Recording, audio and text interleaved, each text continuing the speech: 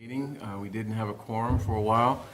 We have two members who are not going to be, well, one member who will not be attending, Mr. Fernandez, and one member who has responsibilities at his place of employment related to the COVID-19 situation that his institution is facing.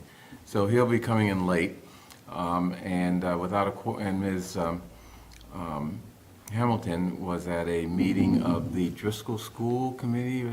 Yes, we were Okay. interviewing construction management So, firms for Driscoll. we now have a quorum with the arrival of Ms. Hamilton, and we will start this meeting.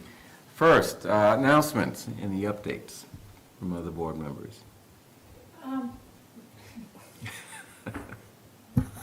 Well, while she's getting that ready, the Boston Globe actually put out an editorial that cited Brookline, the Empower Act, which is the proposal to allow home rule legislation lowering the voting age to 16. The Boston Globe endorsed that position. Really? Yes. Interesting. So I just wanted to report that the Census Complete Count Committee is meeting and developing strategies for reaching people, all people in Brookline, including people who are sometimes undercounted. Includes low-income populations, people who live,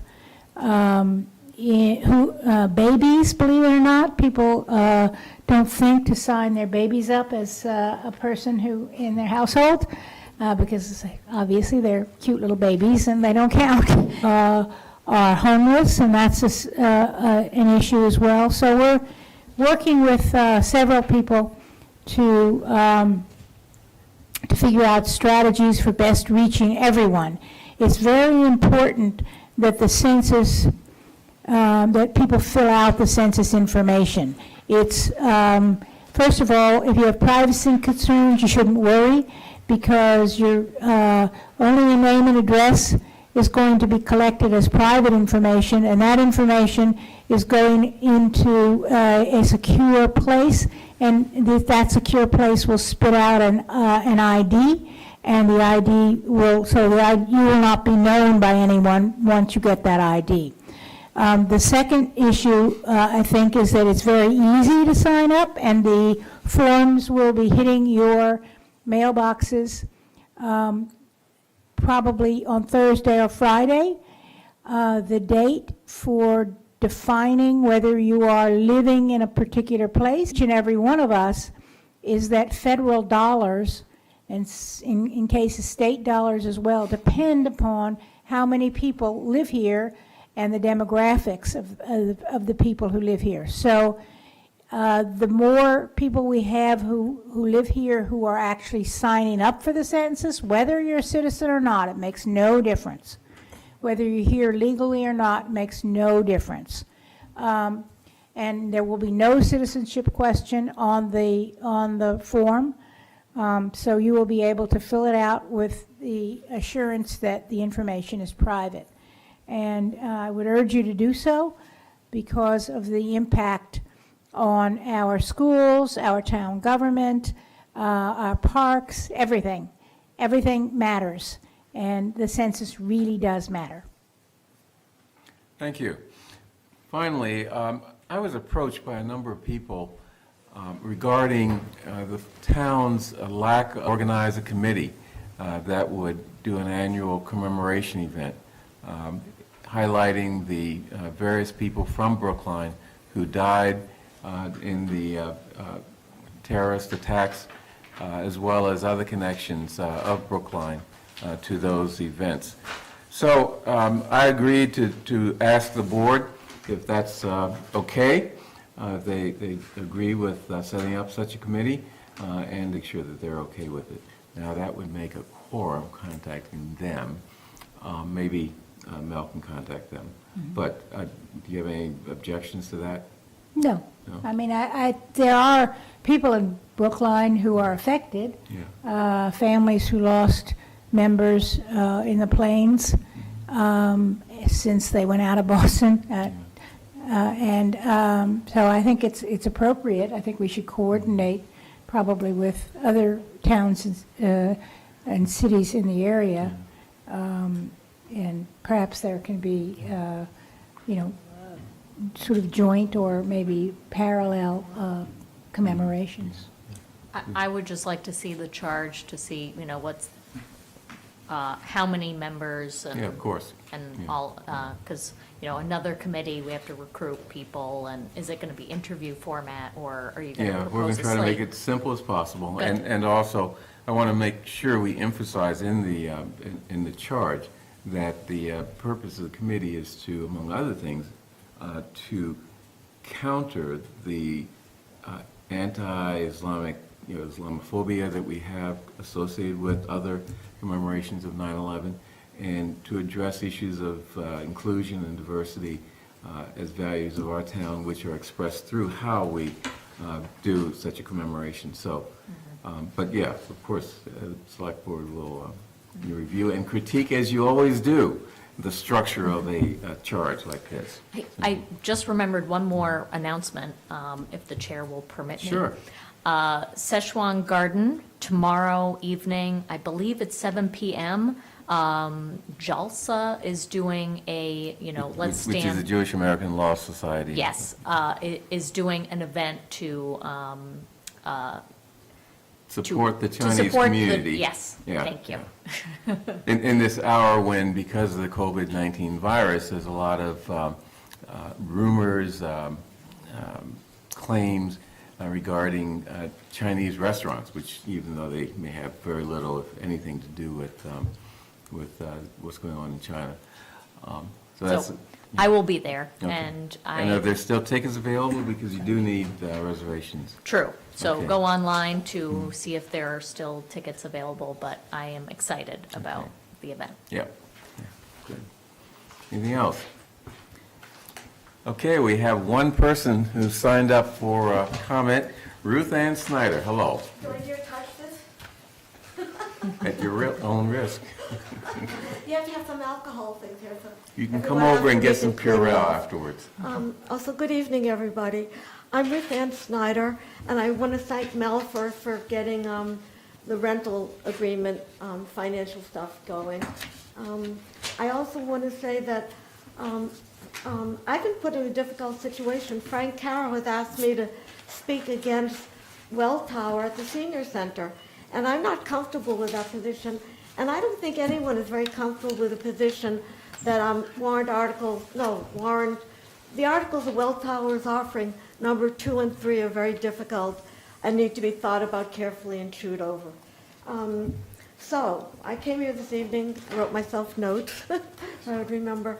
I think you need to consider on the referendum that you are organizing, that there be a third option, and the third option that would be voted up, voted down, and the third option would be to continue negotiating. And I say that because Mike Offner had proposed an amendment on the town meeting member list that's worthy of great discussion if time were allowed. So I think that I'm bringing to your attention that if you're creating that referendum, I don't know what the language of it will be, that's yours to figure out, but I want there to be 3 options. What Bernard, you were referendum are you confused. talking about? What? Debt referendum? exclusion. And, Oh, that's what that's, okay, the debt exclusion. It's already been voted. All right, I think it's a referendum on the debt exclusion. Forgive me for being vague. But do you get my idea of what I'm saying? Not really. I don't think that's an option that's available within state law either, Excuse me? There's no reopening negotiations through a referendum. Well, these are amendments to your agreement that's going to come before state law. I don't want you to, Okay, excuse me, it'll I come just before want you to town write the meeting. questions that you're going to put on the referendum, rather than 2, do we want to do this, do we not want to do this? I want to be a third question that says, continue negotiating. Because that's what's been put on, Mike offering an amendment that changes your agreement. Okay, thank you. And I want to support it. So when are we going to do the warrant article? Tonight?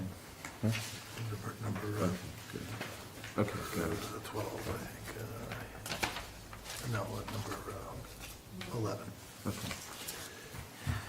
Okay, next, question of approving minutes of March 3rd, 2020. Any corrections? No, I move approval of the minutes of March 3rd, 2020. All in favor, Ms. Heller? Aye. Ms. Hamilton? Aye. And chair votes aye. Question approving RIGAN HPGX geothermal wells as a proprietary item for the Driscoll School project. Is anyone going to speak on that? Tony was going to talk about that in his downstairs in the commission meeting. You want, well, we put it off until, I'll talk to him when I go down. okay. Okay, question of approving $125,000 in budget transfers within the department, building department appropriation as follows. From full-time salary, $56,250 to repair, school repair and maintenance, $56,250, and from full-time salary of $18,750 to town repair maintenance of $18,750. And from town hall full-time salary to town hall cleaning services, $50,000. And in light of the COVID-19 virus, we want to make sure that we have plenty of resources to clean town hall. Yes. Yes, this involves two parts. The 3 positions that I have as HVAC persons have still not been filled. I was here in November. I have been using outside contractors in lieu of that. Right now, I need to transfer those surplus funds and salaries for those 3 positions back into services so I can pay the outside contractors. And the second one involves a custodian at the town hall. I have been using an outside contractor while we've been looking for somebody, and using CleanCo. So these monies would be used to transfer from the surplus and salaries to pay the outside contractor. Okay, any questions? Are we, I mean, there are a lot of full-time positions that aren't filled that we're transferring money out of for various very good purposes. I mean, are we going to get our hands around getting these positions filled at some point? We're working on it. Yeah. It's a tough economy and a number of factors, but in particular in this department with the trades personnel, but we're doing the best we Yeah. can. But we have no choice. If we can't hire, we're going to have to use contractors. Yeah, I have no problem with using contractors. Yeah, I just hope that we, can figure out ways of getting those positions filled permanently. So. But at any rate, any other questions? Okay, I move approval of the 3 transfers from full-time salaries to the various cleaning, repair, and maintenance accounts. All in favor, Ms. Heller? Aye. Ms. Hamilton? Aye. Ms. Chair votes aye. Thank you. Thank you very much. Question of awarding and executing a contract with KZLA, Kyle Zick Landscape Architecture, in the amount of $150,000 for consultant and technical services associated with the development of an urban forest master plan. Ms. Galantine. Good evening, Erin Galantine, Director of Parks and Open Space. You have heard in previous meetings about the Urban Forest Master Plan as we submitted the grant application and we were awarded the grant. We have completed a competitive bid process and have selected Kyle Zick Landscape Architecture, Inc. to be our project lead for this 1.5 year process. It's a terrific firm with a really strong team. We are excited to embark upon this. We have some very strict guidelines that we need to follow in terms of the grant and also a timeline in order to be successful with the reimbursement. We are well positioned to do this. We have worked with KZLA in the past. They're very professional and they'll be well received by the public. Great. Would we know any of their projects? Beacon Street, the Beacon Street corridor, so the reconstruction of Beacon Street, Kyle Zick was the landscape architect that worked on that. He was the landscape architect that recently completed the Jamaica Pond renovation. If anyone has seen that, it's a phenomenal project. But specifically as it relates to trees, he did the Emerald Necklace Urban Forest Master Plan, which included over 7,000 trees and include the city of Boston, Brookline, and the Commonwealth, and just completed a forestry master plan for the Department of Conservation and Recreation. Great. Yeah, a lot of detail in the materials. Well, let me ask a question. This is your opportunity to tell the public what our schedule is in terms of bringing out the initial meeting of the Urban Forest, for the Tree Protection Study Committee, which is going to be weighing in on this grant and asking questions and seeking information. So are we still on track for a meeting at the end of March, early April? Yes, thank you, fantastic. So we have a very strong multi-department town team that will be working with the Select Board Tree Protection Committee led by Select Person Heller.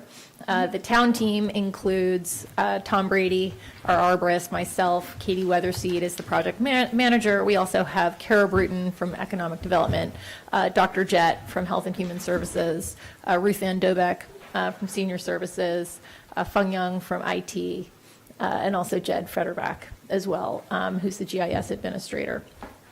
The Select Board, I'm going to talk about the schedule in a minute, but would you care to list the Tree Protection Committee as well? That includes Selectwoman Heller, Richard Murphy, Bob Cook, Ken Goldstein, Clara Batchelor, Liz Erdman, and Harry Bors. And Roberta Schnorr? And Roberta Schnorr. That's correct. So we will have a kickoff meeting on April 27th. And then we'll have 3 other public meetings for information gathering and also sharing our findings. That'll be on September 14th, December 14th, and March 15th, 21, April 12th, 21, and also May 4th. So we have scheduled, and we are going to advertise this broadly. We're going to do a press release, but we have already scheduled our 6 public hearings. And the intent with this plan is it's really going to be scientific in its approach. So we're doing soil analysis, LIDAR, an on-the-ground stem-by-stem survey, and we have climate scientists that will be working with us. And I noticed in the materials, which are very interesting, you've inventoried, or they have inventoried, maybe a large proportion of the trees in Brookline, and have identified their condition: excellent, good, fair, poor, dead. And it's just very interesting information that people should look at in terms of the types of issues that we're going to be talking about, addressing, and the state of our forest canopy around town. I mean, it's, for a non-tree person, I found it fascinating. Right. Absolutely. So it'll certainly help with some visioning and long-term goals, but also day-to-day management. Yeah. And by the way, welcome, Mr. Franco. He just arrived. Yes. I apologize for my tardiness.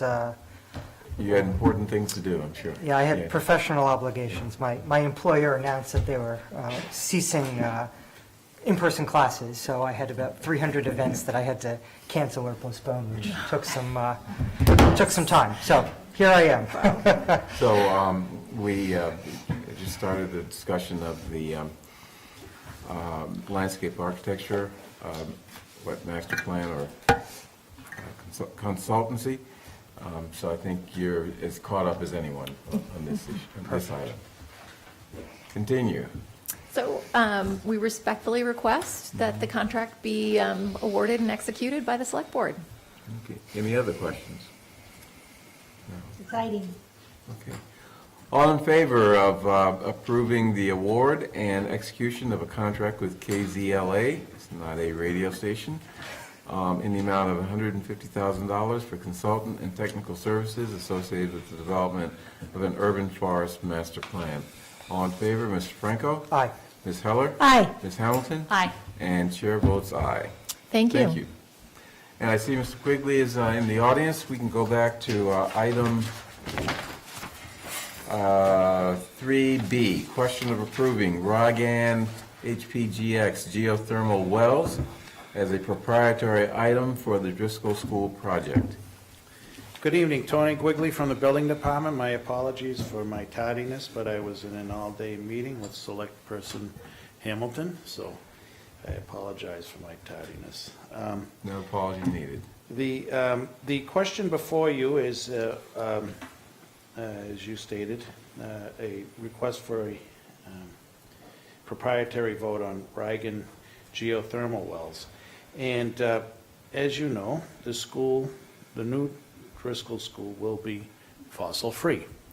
And one of the methodologies that we're hoping to employ is geothermal wells.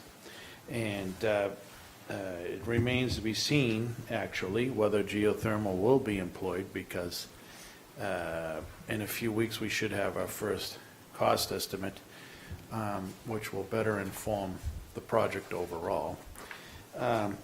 But in the meantime, we would like to probably proceed with a test well.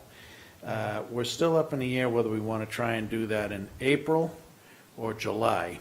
It's now looking, we've been back and forth on it, we're looking probably April.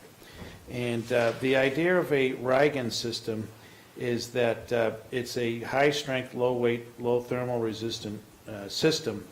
It has increased capacity per well over a traditional U-bend well, which decreases the number of wells in the required overall footprint of the well field. So that's the reason why we're asking for you folks to vote this as proprietary. It will also be voted by the Building Commission tonight, and I will also go to the school committee if you folks act favorably on it. The other thing is just to let you know that whenever we do the test well, whether it be April or July, again, most likely April, I will be back in the near future for a request for a noise bylaw waiver for the generator that's associated with it, but there'll be much more detail for you on that. The generator has to go for 48 hours straight to do constant sampling of the water in the well to determine its thermal capabilities, and you have to have normal, uninterrupted power. So we have to have a generator operating for 48 hours straight. So that's I will be back in the future to discuss that with you. I will say two things. One, there is a community meeting that is planned to notify the neighborhood that this is going to be happening. And also, we heard from several of the construction management firms how critical it is to define this early so that it becomes a known quantity that turns into dollars, hopefully dollars saved. And what's known quantity? Whether or not we can do this, how far down we can go, and that will dictate how many wells need to be drilled. The idea of the test well is to inform the design, to determine the depth of the wells, the number of wells, the placement of the wells, and all that. And as Select Person Hamilton just said, that informs the cost estimates as well. So this technology, the Ragan HPGX geothermal wells, are you committed to that, or are you just testing as to whether it's feasible? No, well, the test, we are committed to that. This vote would make us committed to that, both for the test well and for the design if it proceeds to a design. In other words, if the test well informs us that geothermal will be employed as part of the project, then yes, that would carry through to the actual design and installation. So I understand this is a different technology than the typical technology used in geothermal wells. Is that correct? And as opposed to the U-loop? Quite frankly, I'm not an expert on this, but it is being recommended by both the construction manager and the design team. I don't believe it's very unusual, but we must understand that geothermal is still relatively young, but it is being employed in schools and buildings all over the place increasingly. I believe it was employed at one of the Martin Luther King schools in Cambridge. Hastings School in Lexington, and, yeah. And all of the firms that we met with today know that, this is our plan. They did not tell us that this was an incorrect direction to go. Right, there's nobody had any, they all seemed ready to, and in fact excited to proceed with a geotechnical component of the project. So it's a known technology that has been tested for a sufficient length of time that we know its limitations as well as its strengths. Yes. Okay, any other questions? I move approval of the Rygan HPGX geothermal wells as a proprietary item for the Driscoll School project. All in favor, Mr. Franco? Aye. Ms. Heller? Aye. Ms. Hamilton? Aye. Chair votes aye. Thank you. Thank you, good evening.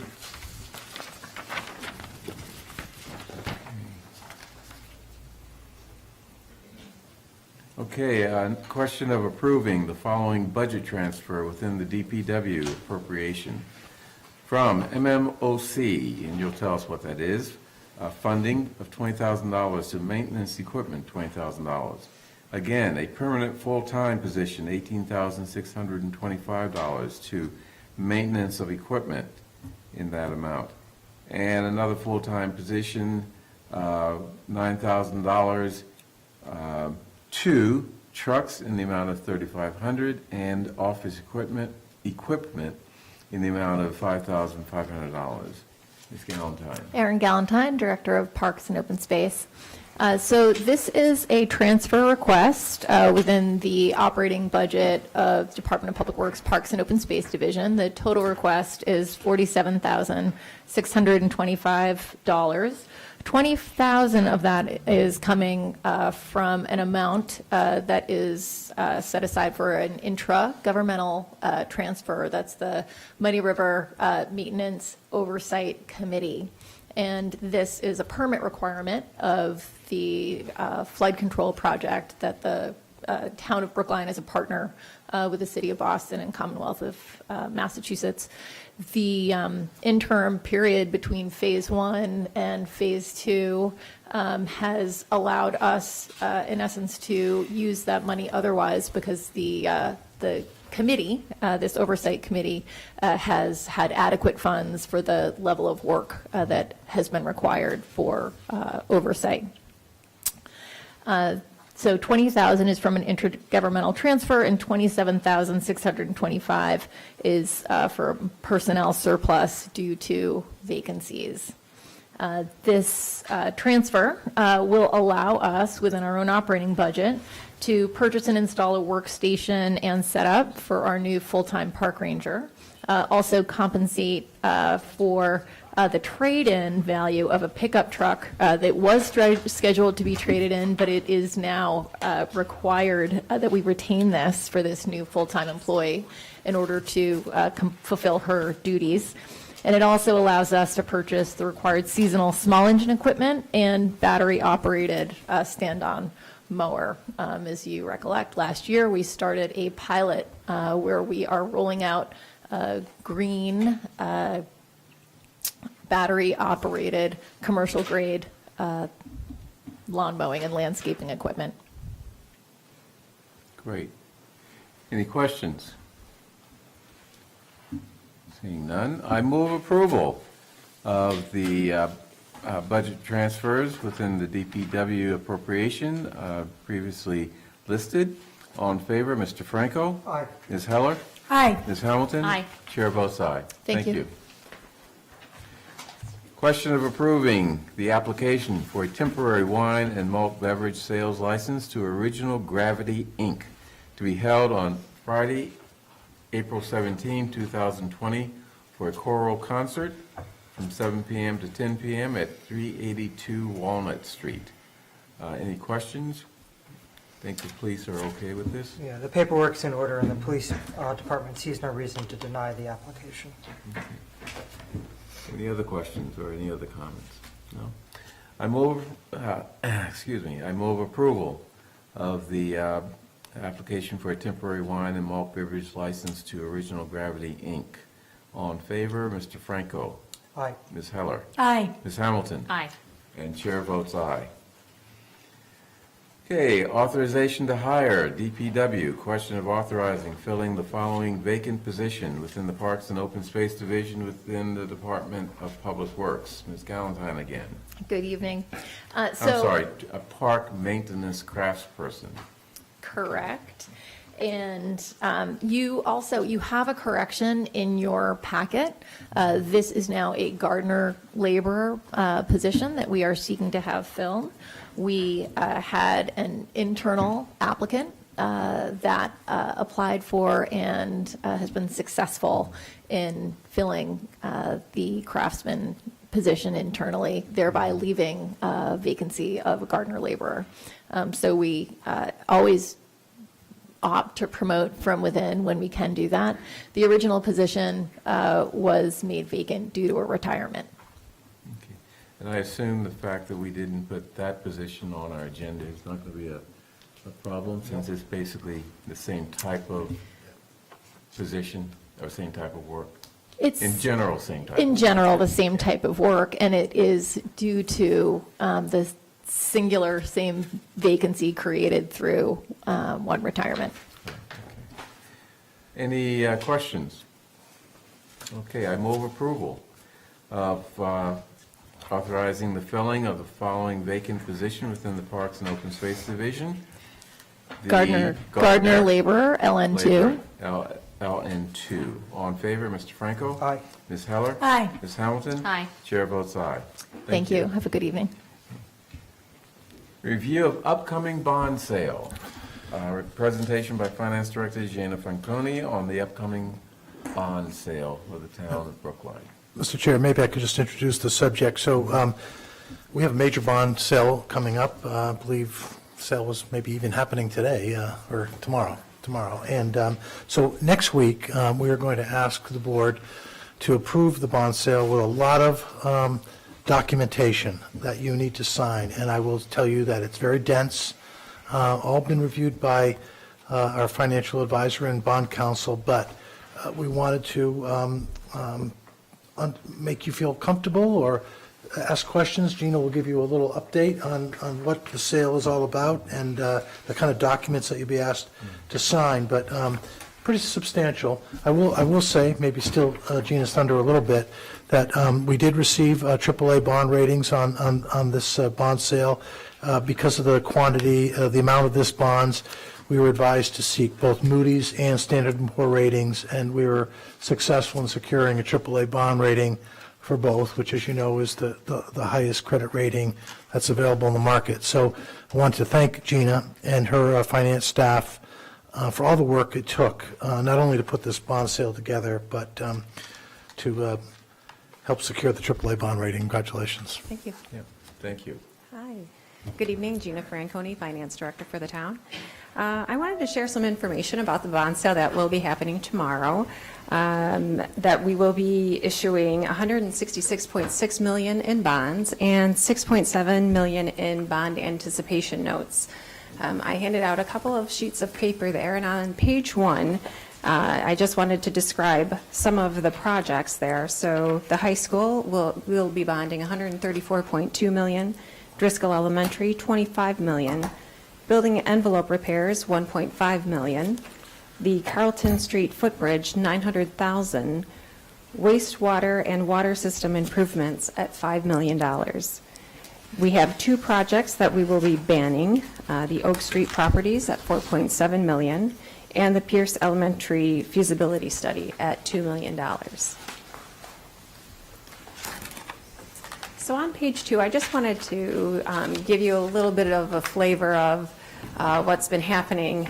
Over the past 2 months, I've been working with our financial advisor and bond counsel to put this deal together. And so with the financial advisor, we put together the official statement, we structure the debt, we do some ratings preparation, and work on the required disclosures.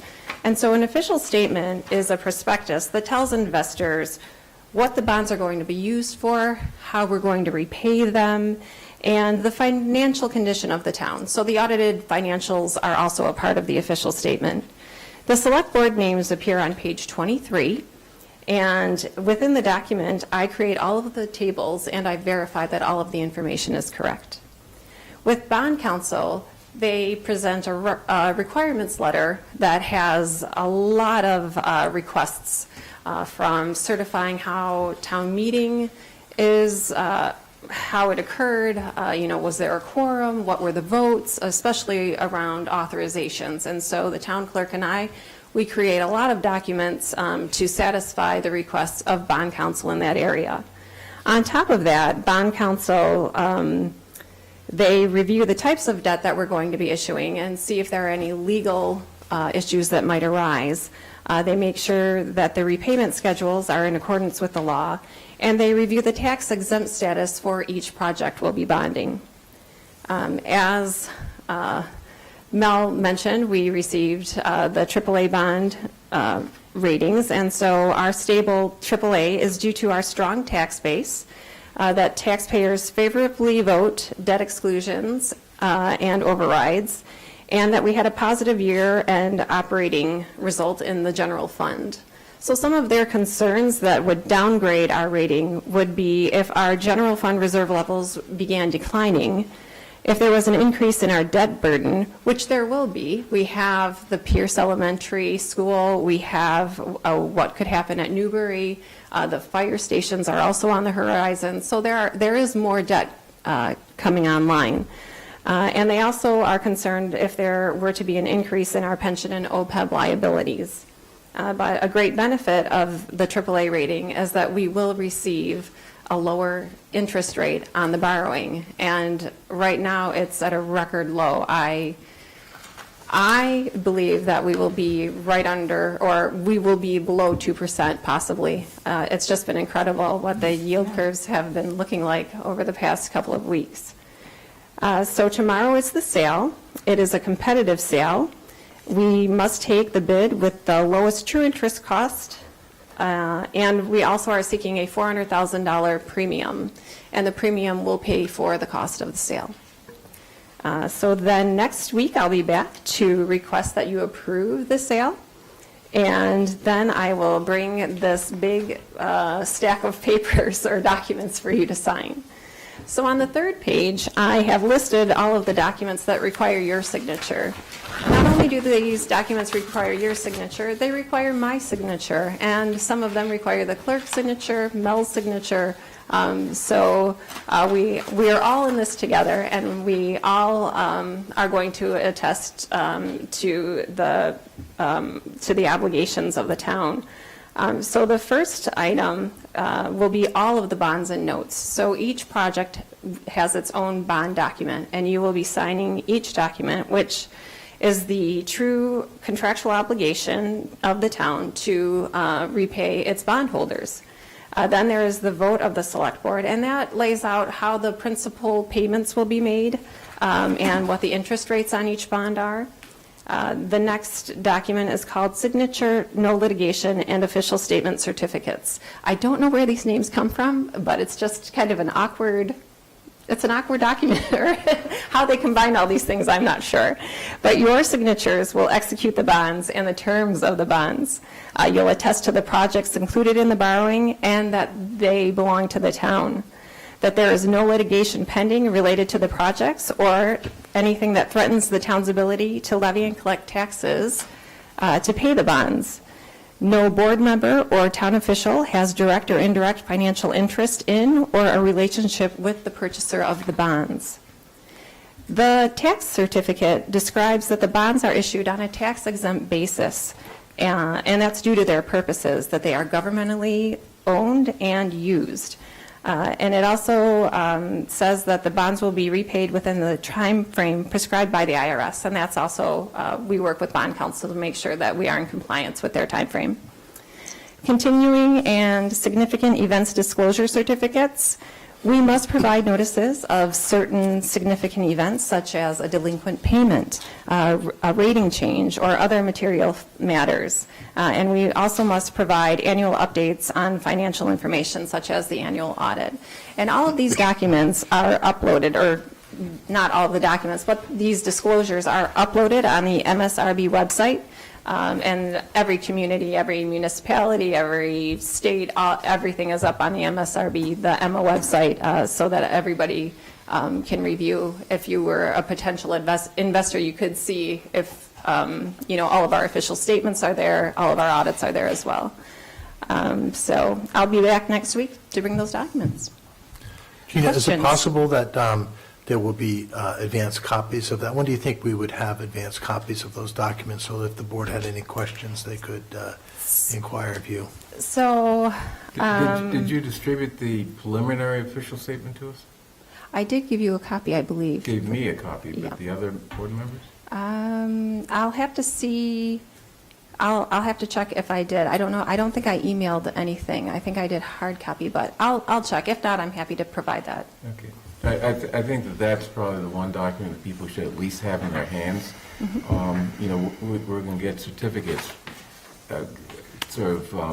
saying that we're relying on you and Mel and a bunch of other people with respect to the substance of the bond issue.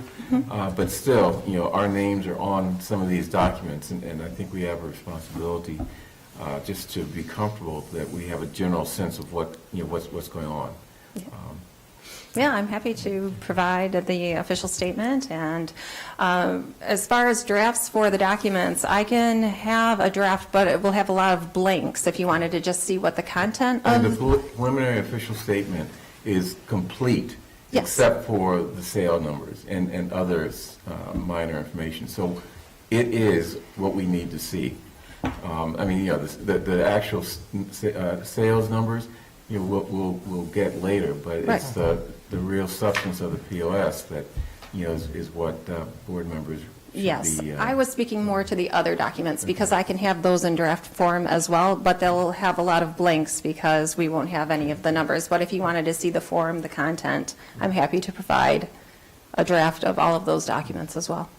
My only concern is that we get the preliminary official statement as soon as possible, so. I'll go right downstairs and send it your way.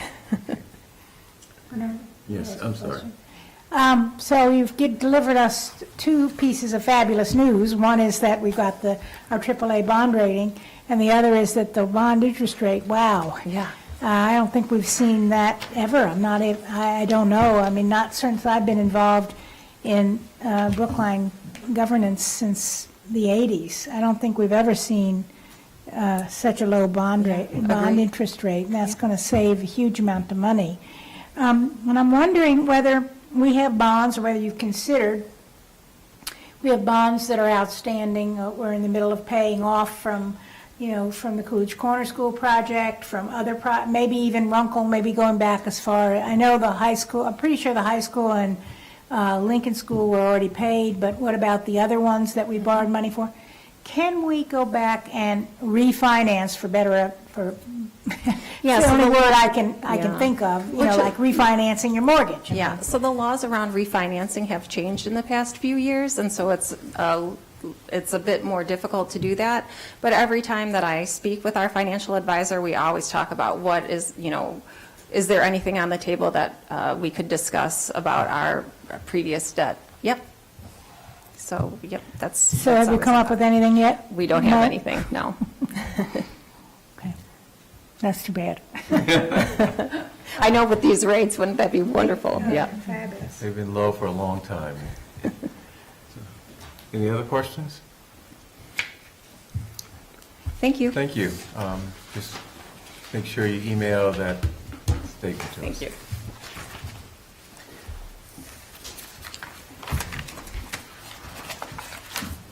Okay. Boards and commissions interviews. Following candidates for appointment, reappointment to boards and commissions will appear for interview. Mary Sobolski and Ann Kaminsky to the Brookline Village Parking Benefit District Advisory Board. Mary Sobolski? Yep, go to the podium and introduce yourself and why you're interested in this position and what you have to offer. My name is Mary Sobolsi. I have lived in Brookline for 24 years on Walnut Street.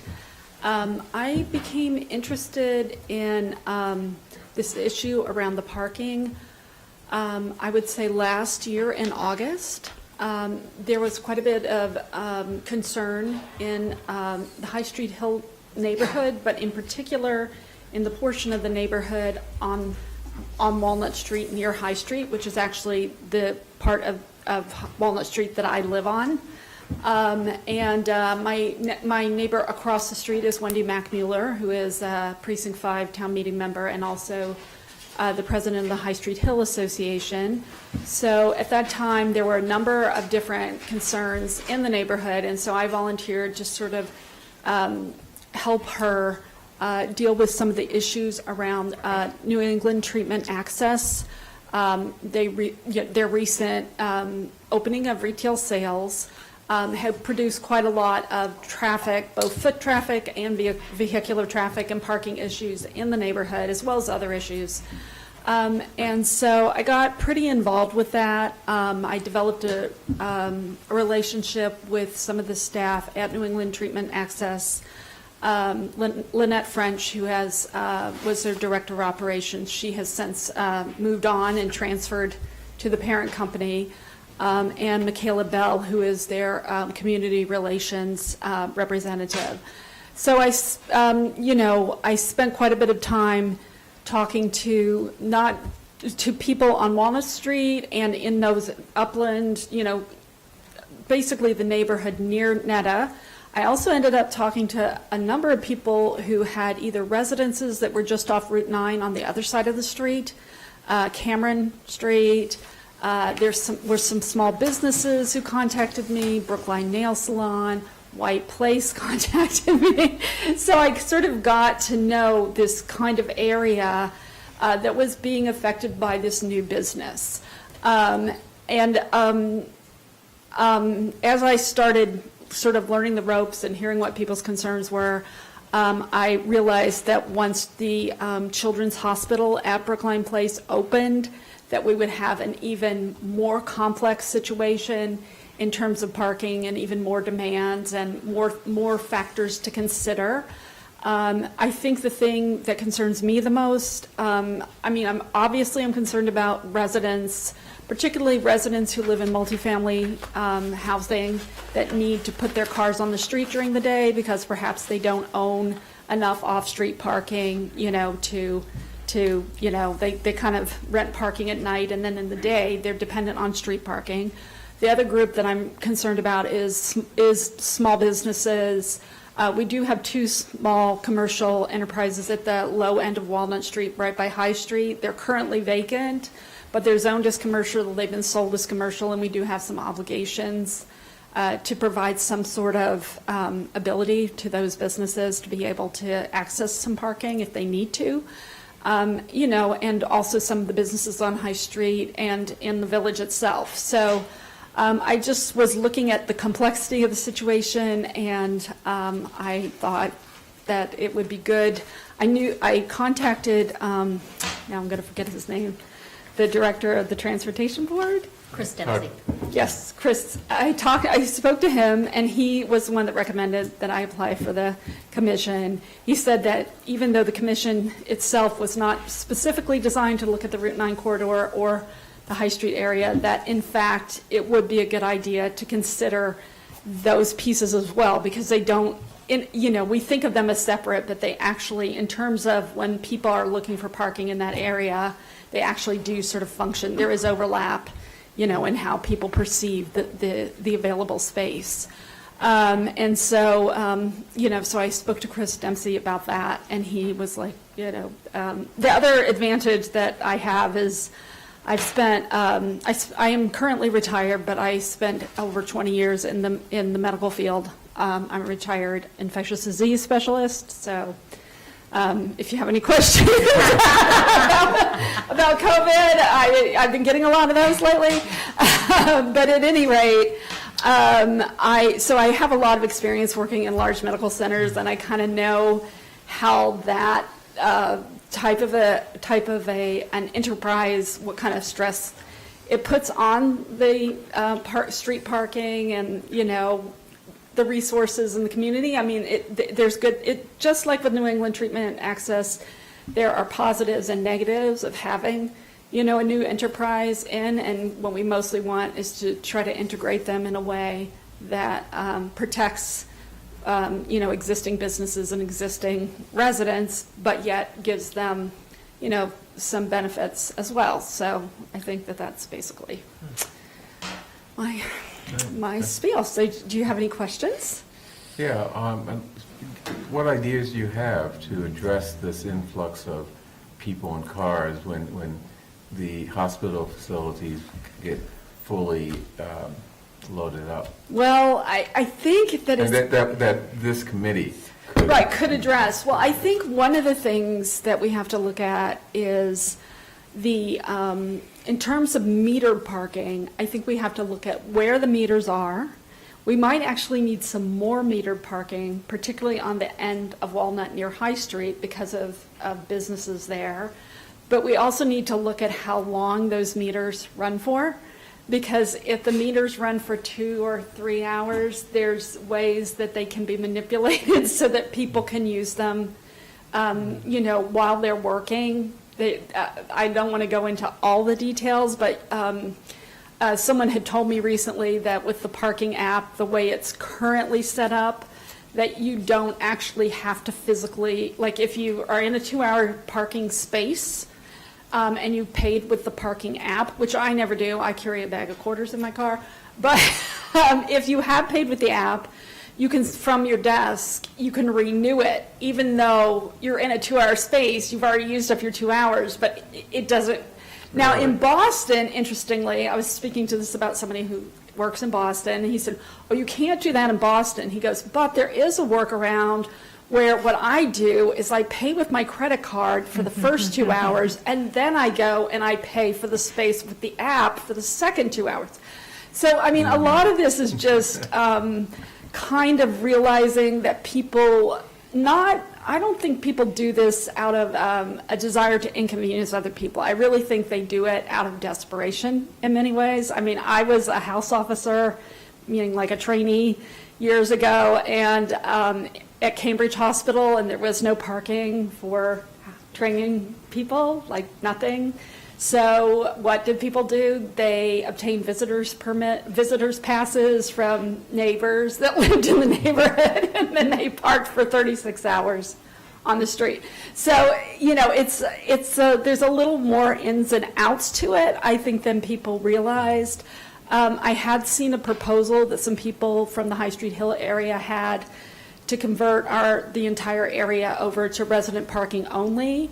I think some of it may need to be resident parking only, but I think, you know, there's just a number of different constituencies that need to be accounted for. So there's the small businesses, there's the new large businesses of Children's and New England Treatment Access, and then there's the residents. And so we kind of have to try to walk a line. But I do think, you know, looking at meters and the times, you know, how long the meters run for, you know, that type of thing, it's not going to be easy. It's going to be challenging. But I think that if we can get ahead of it, it will help.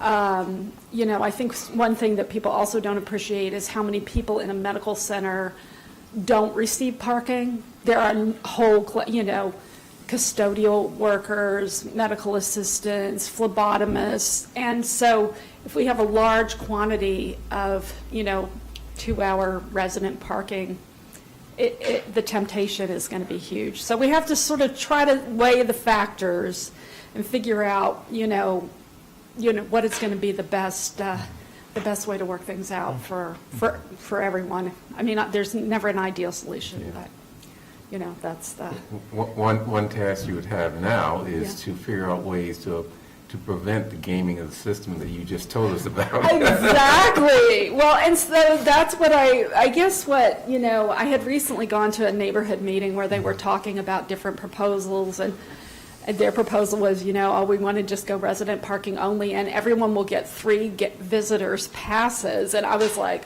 oh, I could just see it. I was like, yeah, I'm like, no, that's not gonna, I mean, we'll have to do something, but we're gonna have to think about it in a little more detail.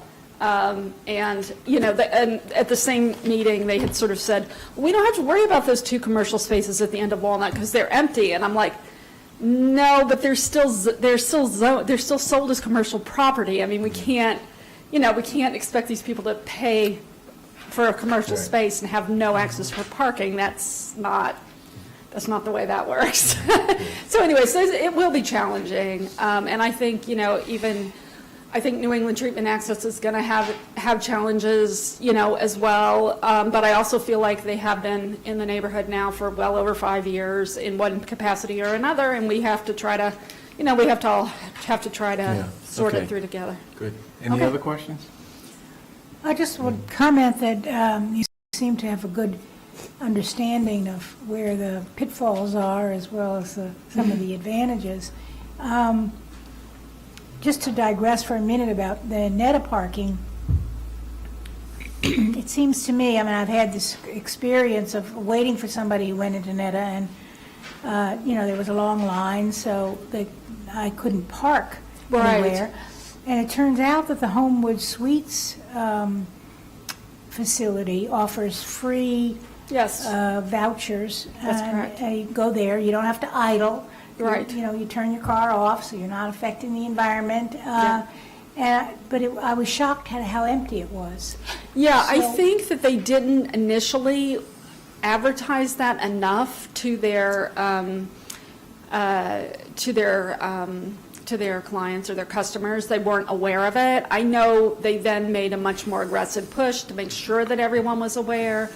I mean, I think that, you know, they have been in a tough situation themselves because their volume, I don't think there was any real way that they could have predicted how big that volume was going to be. I mean, Lynette had said to me, well, it was worse in Amherst. And I was like, wow, I'm glad I don't live in Amherst. But, you know, I think that as time goes forward, you know, hopefully their business model will stabilize. The good thing is that New England Treatment Access and Children's did not open at the same time. That would have been just, but, you know, I think that that's the kind of thing we're looking at is, and, you know, even patients, this particular medical facility, I think, is going to be largely outpatient. And often they do not validate parking for outpatient visits. So even patients, if there's a lot of, you know, resident, you know, 2-hour parking available, you know, I mean, they're going to be tempted to use it as well. So, you know, I think it's just something that we have to sort of sort through and, you know, try to discuss. But, you know, the more pieces of it that we fit together, the more people we get in the room, the better chance we'll have of getting a Right. more complete solution. So. Any other questions? Okay. Thank you. Well, thank you. This is my we- first town committee attempt, so wasn't too bad. No, not at all. Gave us some good ideas. Maybe we'll use it for bad purposes, though. Yeah, you'll be out there with your app. I'll get the app now. Ann Kaminsky. Introduce Hi. yourself to all the people who know you and tell us. I'm Ann Kaminsky. Some of you do know me. Hi, Mary. I'm going to say what she said. She has a lot of detailed thoughts about this. I don't have as many detailed thoughts about this coming into it. I'm just coming with an open mind. I am coming up on 20 years as a homeowner in Brookline, and 12 years in the village as a homeowner, and I am on the Brookline's Commission on Disability, and I know Mr. Franco from that, I will disclose, and I am on the MLK Celebration Committee with Bernard, so I will, Mr. Green. We won't hold that against you. So I will acknowledge that. But I was just interested in this as a way to give specifically to Brookline Village some of my time in my neighborhood. I tend to listen to my neighbors. We talk a lot about neighborhood issues, and I find that the community engagement that we have in Brookline on a neighborhood basis is wonderful, and I've never fully engaged in that. I've done some work on the town level, but not so much in my own little neighborhood, and so I thought that this would be a way that I could do that. I'll admit that I do have an eye to diversity and inclusion on this, and I want to make sure that people are looking out for those with disabilities and those who might benefit more from having a voice. So that's my why and my who, and I don't know if you have any questions. Tell us what ideas specifically you would have for this committee. So I That would be- actually haven't thought about that. I imagined that I would need to learn a little bit about other people's perspective first. You mentioned the importance of inclusion and diversity, and adjacent to this district is the Public Housing Authority building. Yeah. So give me your thoughts on that. Yeah, I mean, I think, so one thing is I was No one has mentioned listening that, to by the way. Mary, and I actually don't think that's true about the parking app. I think you can't It renew is. your parking after the 2-hour limit or whatever the set limit is. I can attest that Mary is correct. Oh, really? So with our This is app, something that I didn't know. with our. I use with it all our- the time.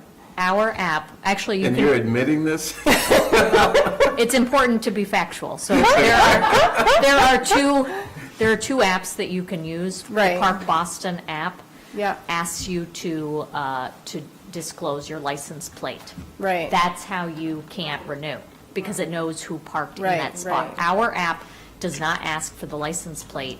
You just create an account. And so Right. if it expires, then the system doesn't remember which Who you credit are. card Oh, interesting. was processed. I So didn't know that. you can let it lapse, and then within a minute, You can renew it. renew it. I didn't know this. Michaela at New England Treatment Access was the one that tipped me off on that, so I just, No, just okay.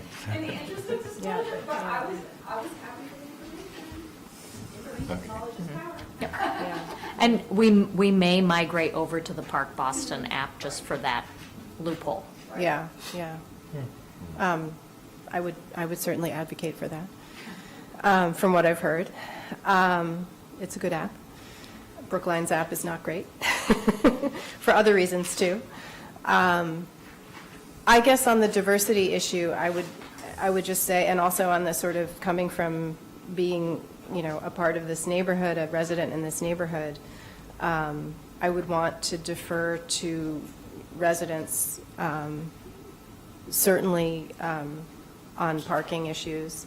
But I think what some people are not thinking about when they're worried about their own parking spaces in front of their houses and parking for their visitors and things like that is that, there are these amazing benefits that we're going to get from having these commercial properties in our neighborhood. Restaurants are coming and opening here that wouldn't have thought about this neighborhood 10 years ago, 5 years ago, 2 years ago. People don't tend to like change. There are all sorts of issues we need to work out. There needs to be, in my mind, more policing and things like that. But we're also getting benefits as residents. And I think having somebody who lives admittedly in this neighborhood talking about all the benefits that we're receiving might be a good thing. So, but I would certainly have an eye towards what would happen to residents, because I live in this neighborhood, and I don't want to see the diversity of our neighborhood change. Any other questions?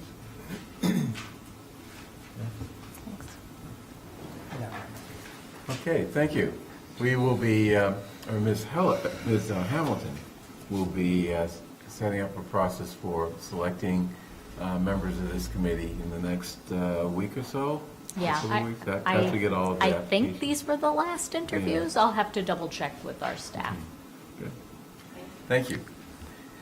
Okay, on the agenda is interview by Colleen Reynolds, who is sick and not, as I understand, COVID-19, but she is ill and has a good sense to not come to this interview, whatever her illness is. I mean, so.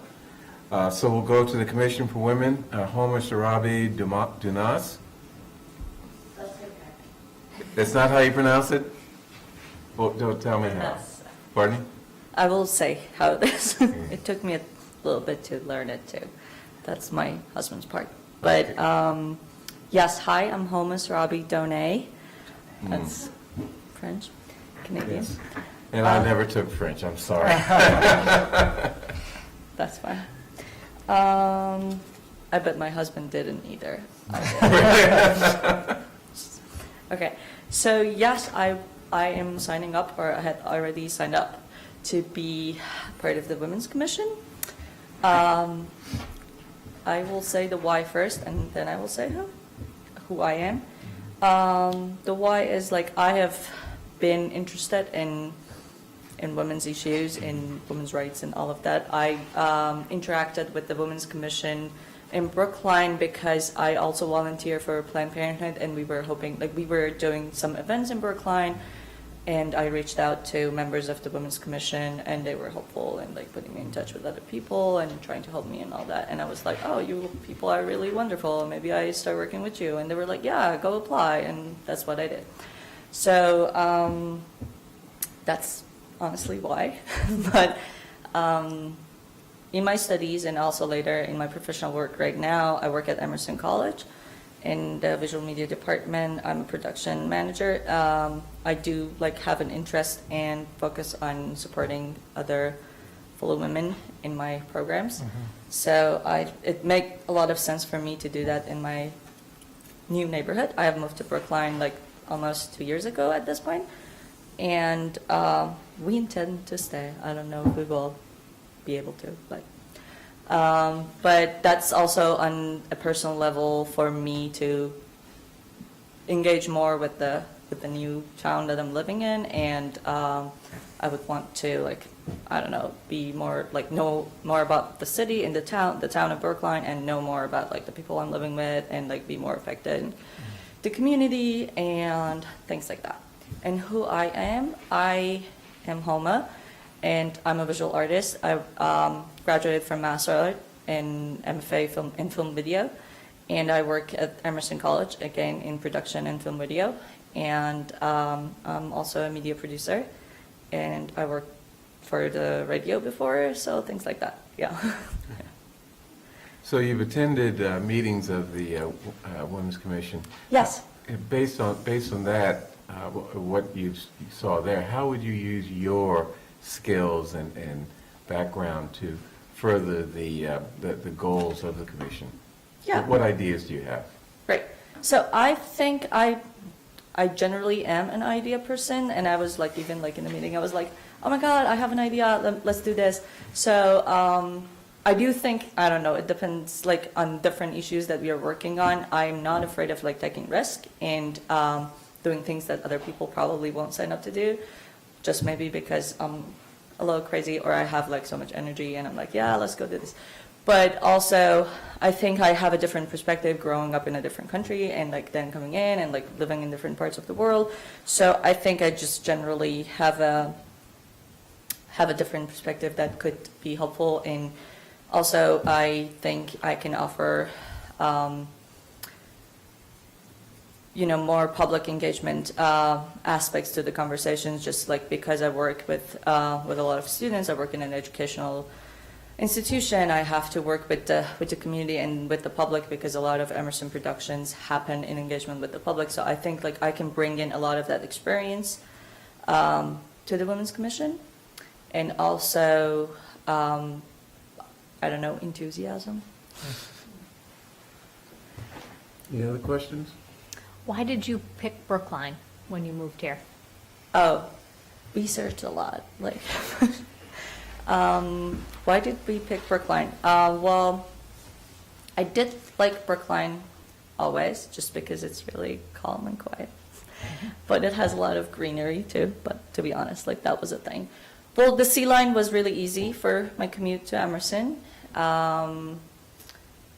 I don't know. I also I've always wanted to live in Brookline. I feel like it's like one of the best towns to live in, and all of those. So, and the schools are good. So we're a young family, and we do think about those things. So yeah. Excellent, thank you. Any other questions? I don't have a question. No, asking the board. You can ask us questions if you I don't want. know. Okay, thank you. Thank you. There are a lot of openings on the Women's Commission, so I think we'll, let you know fairly quickly as to Great. whether you're appointed. Thank you. Thank you. Fiscal year 2021 financial plan, review of the following fiscal 2021 departmental budgets and capital improvement plans, fire department, library, and yours truly, the select board. Good evening. I'm here to present the Select Board budget. The fire chief is unavailable this evening, so we'll have to postpone that budget review.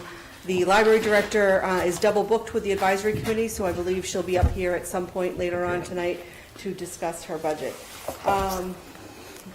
So the Select Board budget represents a modest decrease of $1,911 over fiscal year 20.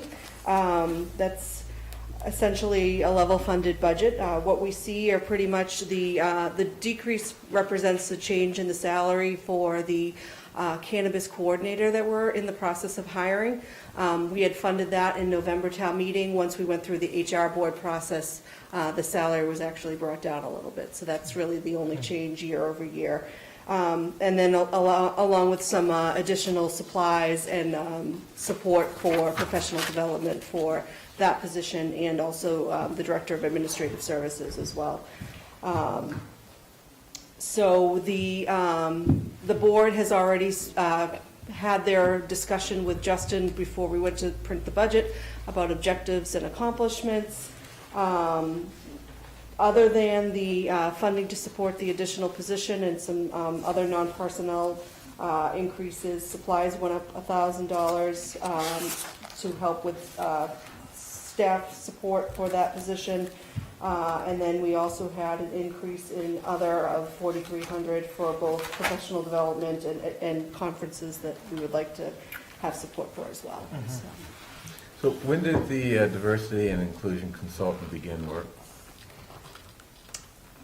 The diversity and inclusion consultant, are you referring to something specific that you're seeing in Fiscal year the? 20 accomplishments, item 5. So I believe. Is that referring to Garrett? Just look at that one. So I believe that it's anticipated to be onboarded in fiscal 20. So I believe that when these were crafted, we thought we'd be further along with the RFP. But by the conclusion of fiscal 20, I believe it's anticipated to be engaged with the consultant. Could you change the wording of that if it's not too late? Because it sounds like the person's already in an office. So. Yep, so I think what we can do, because we have an interactive budget, changes like this we can absolutely make. Yeah. Any questions? I would just update the board that we're down to finalists for the cannabis position. Have had, I think, a very good overall response to that with some very qualified people. We're really looking forward to getting that position going, so we know how much coordination that process deals with.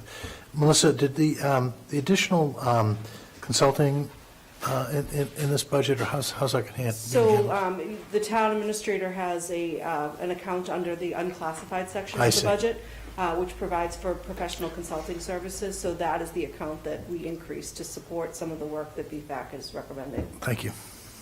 And it's my understanding that the advisory committee had some thoughts about this budget. Is the board aware of what the advisory committee did? I'm not. So we've had some discussions at the advisory committee level about additional support for the select board's office, especially in light of some of the recommendations of BFAC. They are looking for a proposal around those recommendations, and we felt we needed the board to react to the BFAC report before we were able to provide such a proposal. I didn't know that. But I also, I think we did discuss it a bit last week, and we'll discuss it more, of course, but I'm of the position that, we really do need to make sure we understand the PFAC recommendations and ask somebody to help us implement them before we can just hire people and say, go to work on PFAC report. That's not, to me, that's not the appropriate way, and I really haven't had much of an opportunity to communicate that to the advisory committee yet. I'm sure I will, but, clearly they're interested in jumpstarting the BFAC report and the implementation of that. I didn't mean to spark a conversation about about BFAC. I just wanted to provide context about the fact that this is a topic of conversation regarding this budget. All the departmental expansion requests have also been a topic of conversation as well, so. Okay. Any other questions? Yeah, is there anything you can do about the tiny? So Right. we've definitely gotten a lot of feedback, and when we were developing the budget, we knew this would be an issue. It's something that we have been hammering our consultant over. They're actually coming in a week to discuss it further, and we're looking to be on their advisory board so that they can help make further improvements with us providing a lot of guidance. I think they anticipated that everyone would just embrace the interactive format. They're getting feedback from all their other customers that this is not the way that they want to go. A lot of communities do want the paper documents. So I think once they see that, then they have already heard a lot of our feedback. I'm looking to talk to some advisory committee members. Janet Gelbart has some feedback for us as well that I think will help improve the overall product. But I would point out that the online, I was looking at it, I couldn't see it, so I went to get my book. I can't see it in my book either, so. Well, that's not really online, that is just a Oh, scanned that's just a copy scan of this, of a yeah. print. So All right. phase one, the first year, we knew we were going to have some bumps with the implementation, and our focus was making sure that, one, we were able to have departments submit their budget requests. We think that part of the process went very well. And making sure that the numbers that were, the fiscal 21 numbers were aligned in the right way. As we get more comfortable with this product and then look to make enhancements, we hope that people will feel more comfortable and, that the product will get better for each year. But we absolutely agree that it is not where we want it to be. So the board now has moved to electronic distribution of our weekly packets. I'm wondering what impact, if any, that had on supplies in the select board office, or is there an increase in technology expenditures to support the acquisition and use of these devices by 5 members of the board? Sure. So the paper that we generate is definitely diminished, but that is actually in the purchasing budget. That's where all our paper supplies are purchased out of, for the select board at least.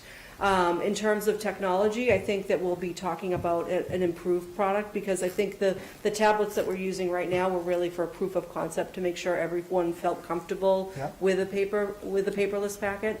And obviously, it's been going well for the board, and trying to find a way to kind of make it easier to use as well. Okay. I would suggest including bookmarks that are easy to point to get to different parts of it. Yep. Any other questions? Oh, by the way, it's good that both our budget and the school budget is in the same orientation, right? That was one of the goals, because the non-personnel that we provide in the budget document was never provided before. And so that, one of the ways that we were able to provide that was by flipping the format. We would normally pass out supplemental information to just the advisory committee. Now everyone has it, and they all have the same information. So that was another plus of moving towards this format as well. Good. Any other questions? Okay, thank you. Thank you. And we'll wait for the library budget later. Change of LLC, management of beneficial interest. Question of approving the application of CCLLH LLC, doing business as the Inn of Brookline, for a change in LLC manager from Matthew Kinney, 50%, and Reed Joseph, 50%, to Matthew Kinney, 100%, at 1200 Beacon. And let's see, another question of approving the application of the same entity, change in beneficial ownership from Matthew Kinney, 50%, and Reed Joseph, 50%, to Matthew Kinney, 100%. Is anyone here to? So it's not a public hearing, but Kate, do you know whether the applicant was expected to be here this evening? I would think she might have told me 8 o'clock. Well, We can put this off until. yeah, I mean, as you know, it's basically going from two investors to one in both cases. And we have a ton of documents in this package. I wonder if it makes more sense to, in a situation like this, just provide us with a checklist to make sure that everything is in order. And we could then identify those documents that we want to look at in more detail.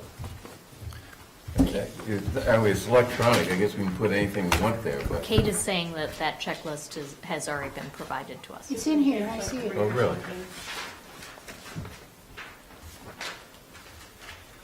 Yeah, there's a checklist covered, I think this is it, cover letter for application, filing fee receipt, et cetera. 9A and 135. On page, 135 of the packet. I have 131, huh? I think that's the printed number. I think the Oh. page number is 135. Oh, Okay, I'm sorry, I you're stand right. corrected. Change of manager.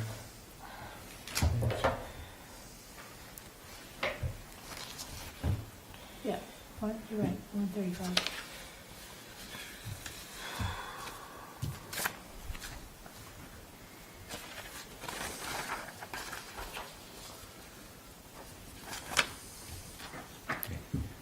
So we'll take this up at 8 o'clock, assuming that that's when they will arrive. Okay, BFAC report, Mr. Fleckner. So I hope you, I just wanted to say. Yes.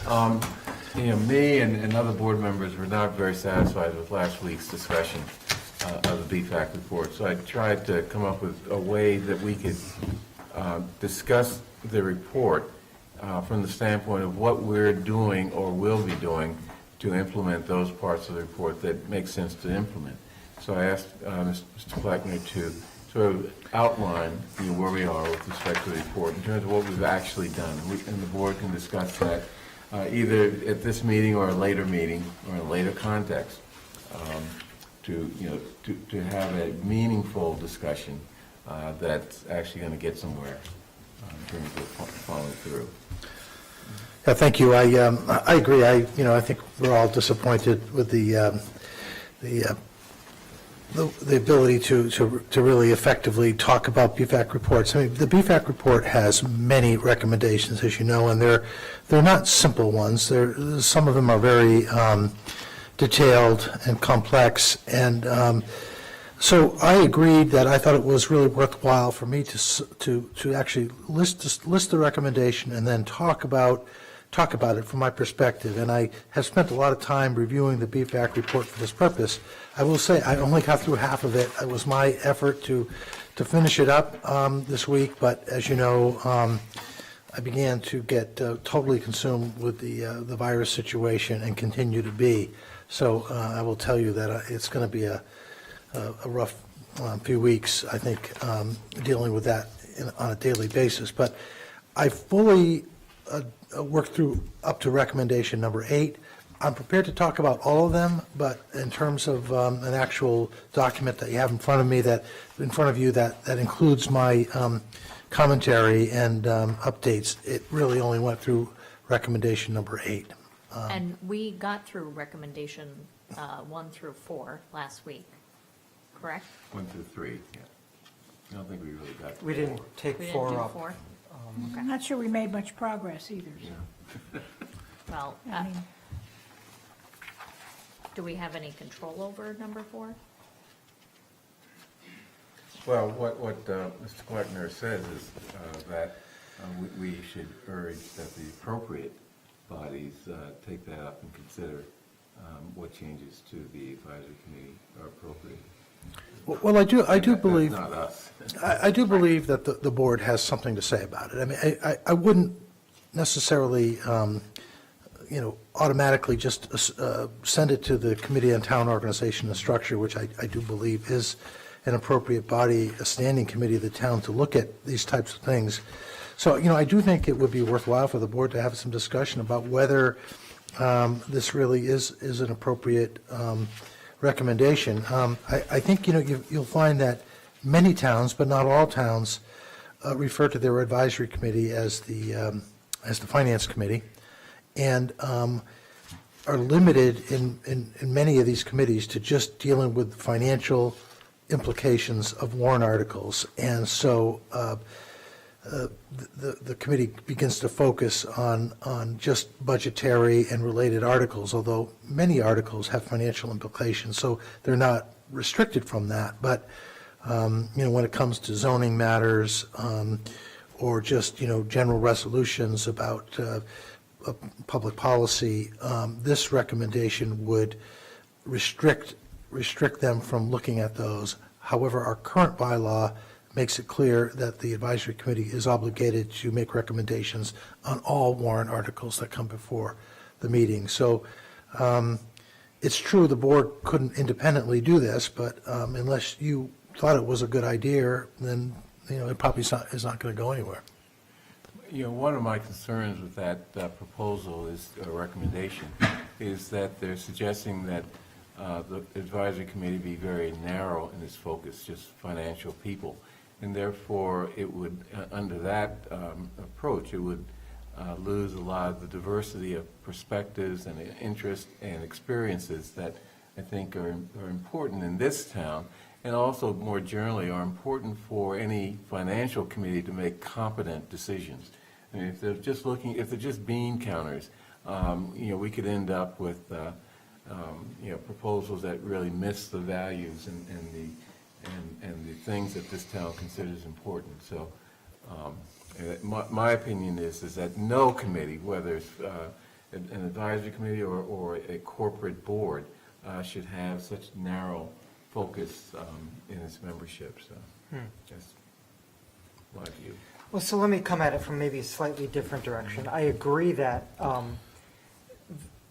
that town meeting, who's the ultimate actor on the recommendations of the advisory committee, should receive information that represents a variety of perspectives and comes from a variety of different expertise. I think one of the places that the information supplied to town meeting is lacking a little bit is in long-term implications of passage of warrant articles. And I see this recommendation as a potential way to strengthen that fact base that goes before town meeting. I agree 100% that the advisory committee does a lot of different things, all of which are valuable at some level. And let me focus on something that I personally rely on the advisory committee a tremendous amount to do, and that's to, quote-unquote, wordsmith resolutions. As a former member of the advisory committee, I can attest to the fact that there were protracted and prolonged conversations about verbiage. And we can have a valid conversation about whether it's too much or too little, but I think there's no disputing the fact that what comes out of the advisory committee as a recommendation to town meeting on verbiage is tighter and leaner than what goes in. And perhaps there's a little bit of overreach in some cases, but that's a legitimate function to have somebody go through proposed language and push back, figure out where dangling modifiers are, and look at the fact base on which particular clauses are based. And somebody has to do that. If it's not the advisory committee, we as a community and we as town meeting members have to figure out who that's going to be. But you're absolutely right. We shouldn't restrict the advisory committee's constitution and to just financial matters and not figure out where some of the current functions of the advisory committee are going to live going forward. I think what you said is absolutely consistent with what I said. And matter of fact, it's one of the aspects of what I said that I think is really critical. I would agree with both of you, actually, and I remember my time on the advisory committee as chair of the personnel subcommittee. And because frequently there wasn't necessarily a warrant article on personnel issues like civil service or, whether we ought to have a fire chief from outside the town or those kinds of things, we frequently got or signed by then Harry Boers the task of reviewing articles that, had no relationship to personnel, but were interesting subjects and I think could lead to eventually budget implications. We reviewed some of the warrant articles on environmental things that would appear to have had nothing to do with the budget, but as we sort of awakened, and those articles sort of awakened the understanding of town meeting members around climate change, I think, we now have many articles which are budget affected. So I think that it's important for advisory committee, unless you're going to have a separate committee which looks at all the other warrant articles, because town meeting needs that examination. They need that recommendation. They need someone to look into these issues. Town meeting members individually, rely on the select board and the advisory committee and other committees around town to examine the issues and point out the factors that go into making a recommendation or not. And I think that's important because we're going to have to do that in town meeting. We're going to do that job anyway. So I think that's part of what's behind having the advisory committee look at those things, not just the budget. It may be that we need to seek more people who are engaged in finance to be on the committees that are the subcommittees that exclusively look at financial issues. But I don't think we should limit. I really think we should limit it. Yeah, I think I defer to Mr. Kleckner on this, but I believe other communities have, in addition to a finance committee, a warrant review committee where some of these types of conversations that we're talking about take place.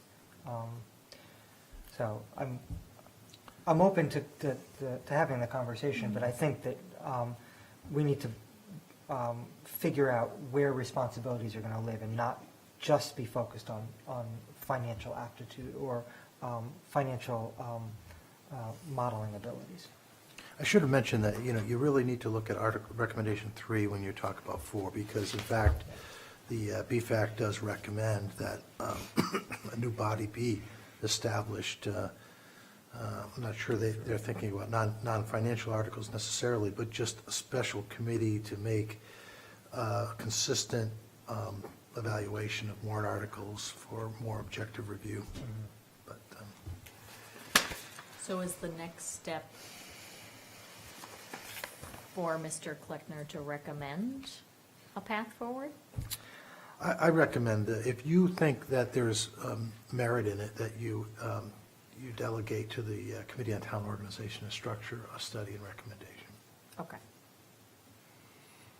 Well, it people think there's merit in this? in Well, recommendation you know, four? they may have some particular views. I'd be curious to hear those. I'm not, you know, locked into any one system. I mean, I think there could be a finance committee and a warrant review committee, but again, I think that the beauty of the system we have now, as cumbersome as it could be, is that there are so many different viewpoints and education opportunities from member to member that go on, that I think in the long run, it can be beneficial. But I'm not opposed to looking at some other system. I just think we need to keep in mind that we need a breadth of representation, and we need a breadth of opinions, so that we can make, town meeting members themselves can make informed judgments about how they want to vote on particular articles.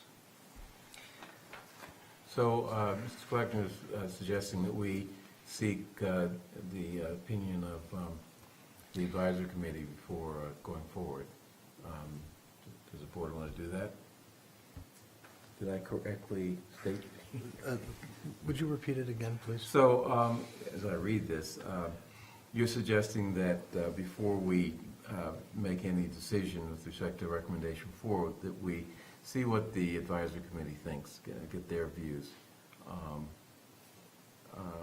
their opinion on this recommendation, and I assume based on that opinion, if advisable, to delegate review of the recommendation to the Standing Committee on Town Organization and Structure. Correct. Can I recommend that we do seek the opinion of the advisory committee, but we do it by providing some context about what this board is thinking.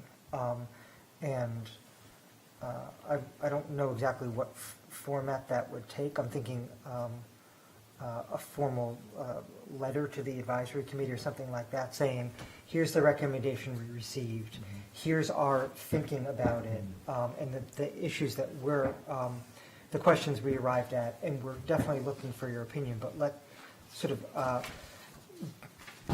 give them a set of questions or topics that we're looking specifically for feedback on, so it becomes, their advice becomes actionable. It's not just, yeah, we think this is a great idea, send it to CTONS.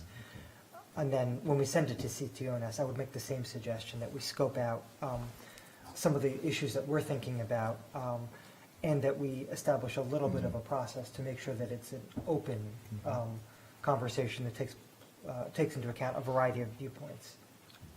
I actually think it should be reversed. I'm worried that it'll get bogged down if we ask advisory committees kind of permission.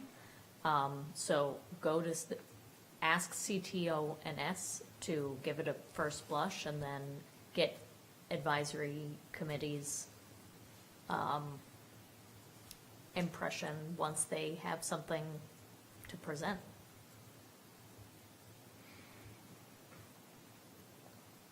So what do other people think? What do you think, Ben? Is that a acceptable way of doing this?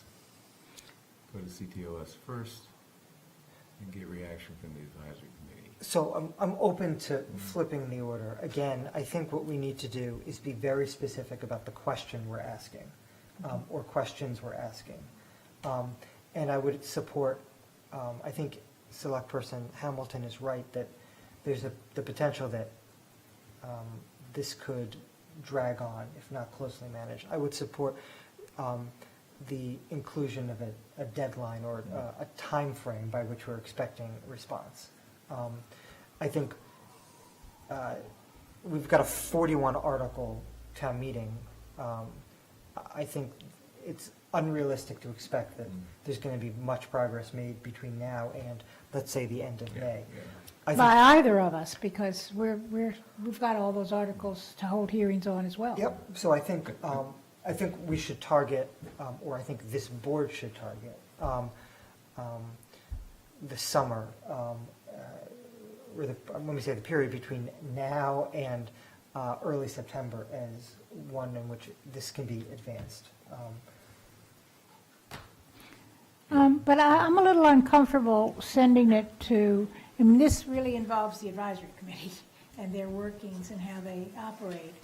And I think it's important to include them in the discussion. I wouldn't want to send it to CTO and S and and say to the advisory committee, well, we're going to send it to CTO and S first and have them give you advice, and then you can, react to it. I mean, I think, maybe you're right, a deadline would help, and if hasn't happened by then, we can forward it to CTO and S, but So some of my thought process is that CTO&S is involved in town meeting warrant articles sparingly, and that they could use this time to do that. If we wait on advisory committee, they're bogged down in warrant article season right now as well. A lot of the BFAC members are on the advisory committee, so they're aware of their own recommendation. I just don't really see a downside with going with CTO&S to prepare something for both us and the advisory committee to react to after town meeting. I think that's fair, and I guess I'm a little hesitant to set too strict a deadline. And we're talking about a major change to a major body in this town. I don't want to, be rushed to do that. For example, at the fall town meeting, when CTO and S would only have basically June and July before things began to, go into vacation mode to do anything, to come up with anything. I doubt if they can work that fast. Why So- can't they start relatively shortly?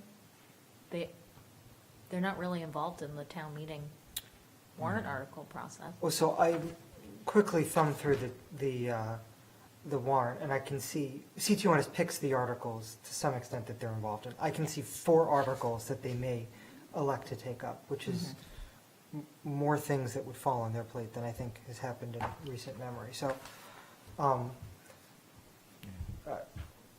I hear what you're saying. I would just, I would caution that past practice may not be in line with what happens this town meeting cycle. maybe there should be a conversation with the chair of the advisory committee and the chair of CTO and S, and let them figure out how best to do it. I mean, in a relatively timely way, even though we know that everybody's so busy right now, and with the not knowing what's happening with the coronavirus and how many meetings we're going to be able to have, So let me, impacts it as well. I think what I hear is that there's broad agreement that we should pursue this and seek opinions. I think, Well, let's say pursue this and then Pursue. determine whether to seek fair enough.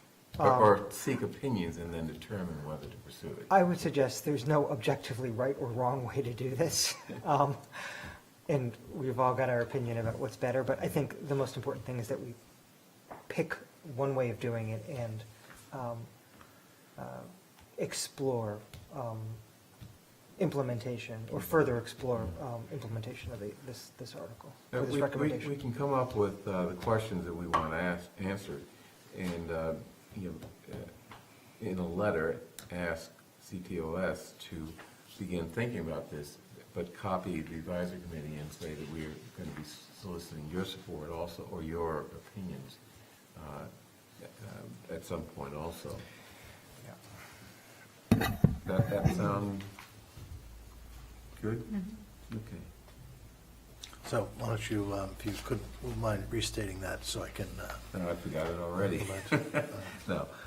So a letter to addressed to CTOS, carbon copy to the advisory committee. Yes. Outlining the questions that we're concerned about with respect to this particular recommendation.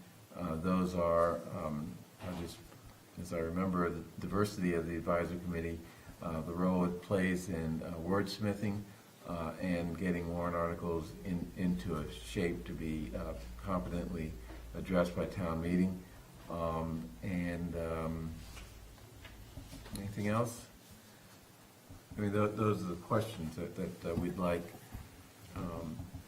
the opinion of CTOS on, and we'll copy the advisory committee and ask them to also be prepared at some point to respond to, our concerns and any concerns that CTOS express. So given that I think I'm the one that came up with this plan, which created work, I will volunteer myself to, I was just going to recommend you. to work on this letter, so it doesn't land on others to implement my vision. What about the recommendation 3, which talks about I don't have the full report with me, but I believe that they are recommending an additional body of the town to do some work on warrant article review. I'm not sure it's a new body. I think what it's saying is that any warrant article that goes before town meeting should have some short and long-term costs and benefits associated with it. And that may be done by the advisory committee. It may be work that's delegated to or requested of petitioners. I don't think it's necessarily a new body that needs to do it. Well, they recommend one such group, or one particular group to do that, both the town and the school, so they're either asking for a new body or to assign this task to some existing body.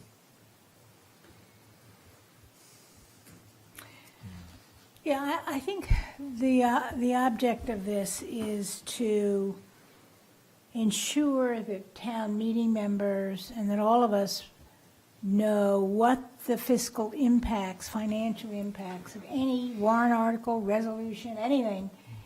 You can say, well, it's a resolution and therefore it's non-binding, but you know that we do have a desire to respect those resolutions. So I think that that might be the first task in any write-up, including ours, when someone comes before us, okay, what is the financial impact of this?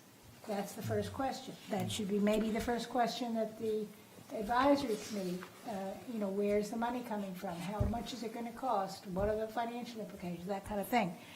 I bet you the advisory committee would agree with that. Yeah. And I think in our attempt to kind of put forward a guideline about how to proceed on a warrant article, that if we have that as the first, topic that's addressed to the petitioner, I think it assumes a level of importance that it should have. And,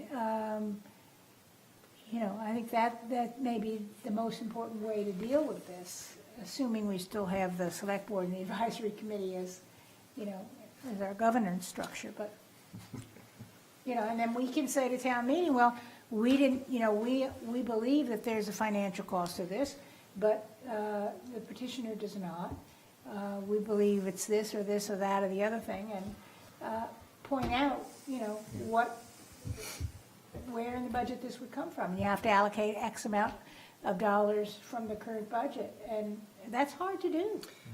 So I think the guidelines that this board voted last week frame this question in the proper way, which is we have a legal obligation to provide recommendations to town meeting on every matter that goes before it. And in order to give the strongest recommendation possible, we listed, I think it was 6 questions that we felt like we needed some information about. And it's not a requirement, it's us disclosing what we feel like we need some support on, some information about, in order to Evaluate. yeah. And make a recommendation. Yeah.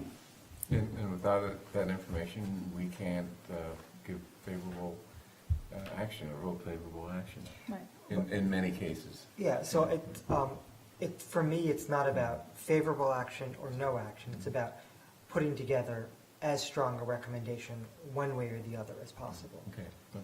But I think perhaps we should, encourage the advisory committee to do the same, in the sense that, there are new members of the advisory committee all the time, and some sort of as we voted last week, some sort of structure or guideline kind of recommendations to petitioners would be useful from the advisory committee as well. I will say that I think where I would love to get to, and I think this is where BFAC would like to get to, is when a warrant article is filed, there's some one-pager that says, here's what you can expect from the advisory committee or the select board when you go before them for a hearing and to talk about your warrant article. And again, it's expectation, it's not requirements in any way, and it's about, these are the types of things that these boards or commissions care about and will frequently ask you about. Just be ready and be aware that this is the direction the conversation frequently goes in. Okay, so I think what you're saying, and I agree, that the guidance that we put out last week actually addresses this question. Yes. At least, it addresses, I think it completely addresses this question, and to the extent it doesn't, then that's an evolving process that we can, finalize later on. Okay. Let me ask the board, so Sarah Slyman is here, but she actually has to go back downstairs and has about 10 minutes or so. Do you want to try to expedite that or just put it off? Can we go to her and then come back to this? Of course. To the extent that why don't we do that? Yeah, thank you.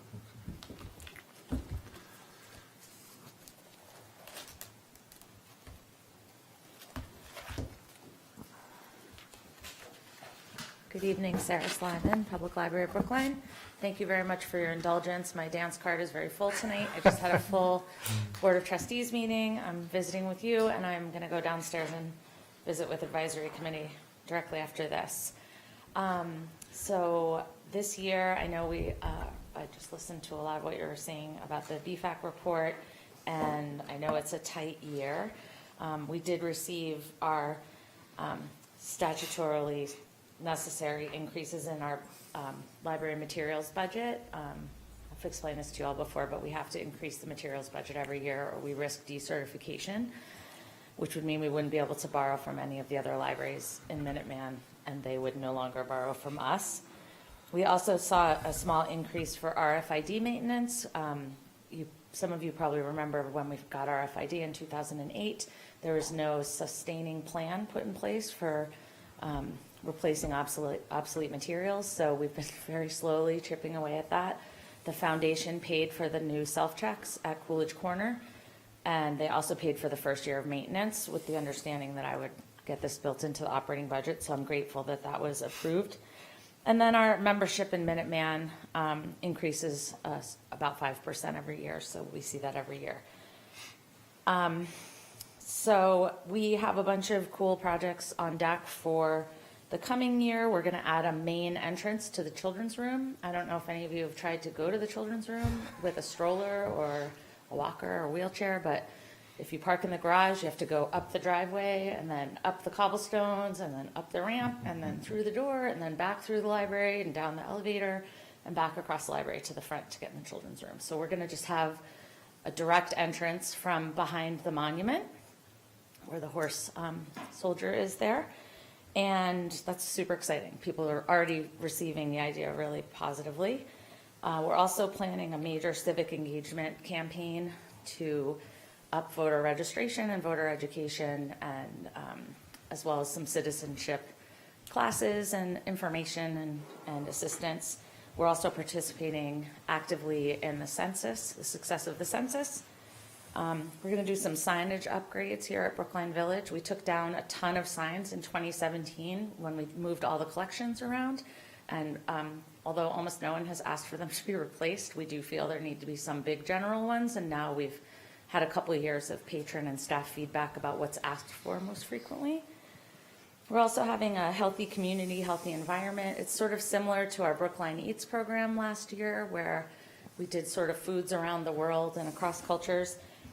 This time we're going to be focusing on keeping our community healthy by keeping our environment healthy. We're also going to celebrate the 60th anniversary of the Putterham branch this year.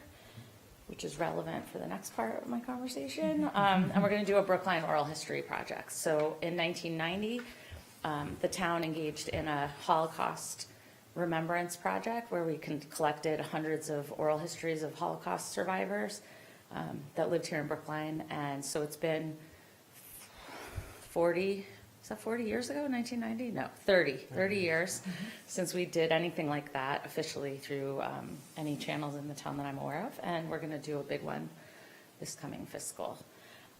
One thing that we submitted several other expansion requests which were not included in the budget, including an expansion of staff to the children's room here at Brookline Village. And as you all know, because you hear me say it every time you see me, we're bearing the brunt of the bulge in the school age population, perhaps more acutely even than the schools, because we are for every age. So we've almost tripled the service space for the children, and we have expanded the staff somewhat, but we're very, very, very strapped for staff down there. So that didn't get approved, but you'll see it again next year probably for me. The one that the trustees felt very, very strongly about and are actively advocating to try to move forward through the budget despite the fact that it didn't make it into the budget is the Putterham. It used to be called the Putterham Hours Project. It's now called the Hours and Staffing Expansion Project. When we closed Coolidge Corner for renovation, we opened the other two libraries to hours to match Coolidge Corner to identify where we were missing service needs. We did this at the behest of a unanimous letter from precincts 15 and 16 presented to the board in July of 17. And we studied the data, we crunched the numbers, and there is a demonstrable need for more services to South Brookline from the library. So I had designed a proposal that would meet those needs in the most affordable way possible. The original estimate was $250,000, and I got it down to $130,000. So I just thought you should know that the trustees are very invested in moving that forward, and they're all downstairs waiting for me to talk to the advisory committee about it. And that's pretty much it for the budget at the library this year. Nothing too complicated. Any questions? So has the library considered that if we're able to acquire the west side of the Newbury campus, that there might be some opportunity to meet your space crunch? I have not, because I wouldn't be able to staff an additional space I don't have anyone to send there to staff it. So we would need a major staffing expansion. We're not overrun because we did expand the space for youth services. So we used to just have a children's room and a teens room, and the rest of that space downstairs was for adults. So now it's all for children. So we have a children's room, a teen room, and a very large tween room. And we're about at capacity, but I just don't have enough people to keep an eye on all those kids. Right, okay. Yeah. Well, that's So something to keep in mind. I have been keeping it in mind. I came up with a wacky proposal for Mel at a meeting, which I don't know that he appreciated. Any other questions? Okay, we're moving into the 21st century with all this new technology. Yep. All these new toys. How is that impacting the library? I know that a lot of stuff is online, but you still have books and books and books. Yep. And you're getting donations of books from people every day. What's new in library world? So right now, we're poised to open our idea space, which is the library's maker space.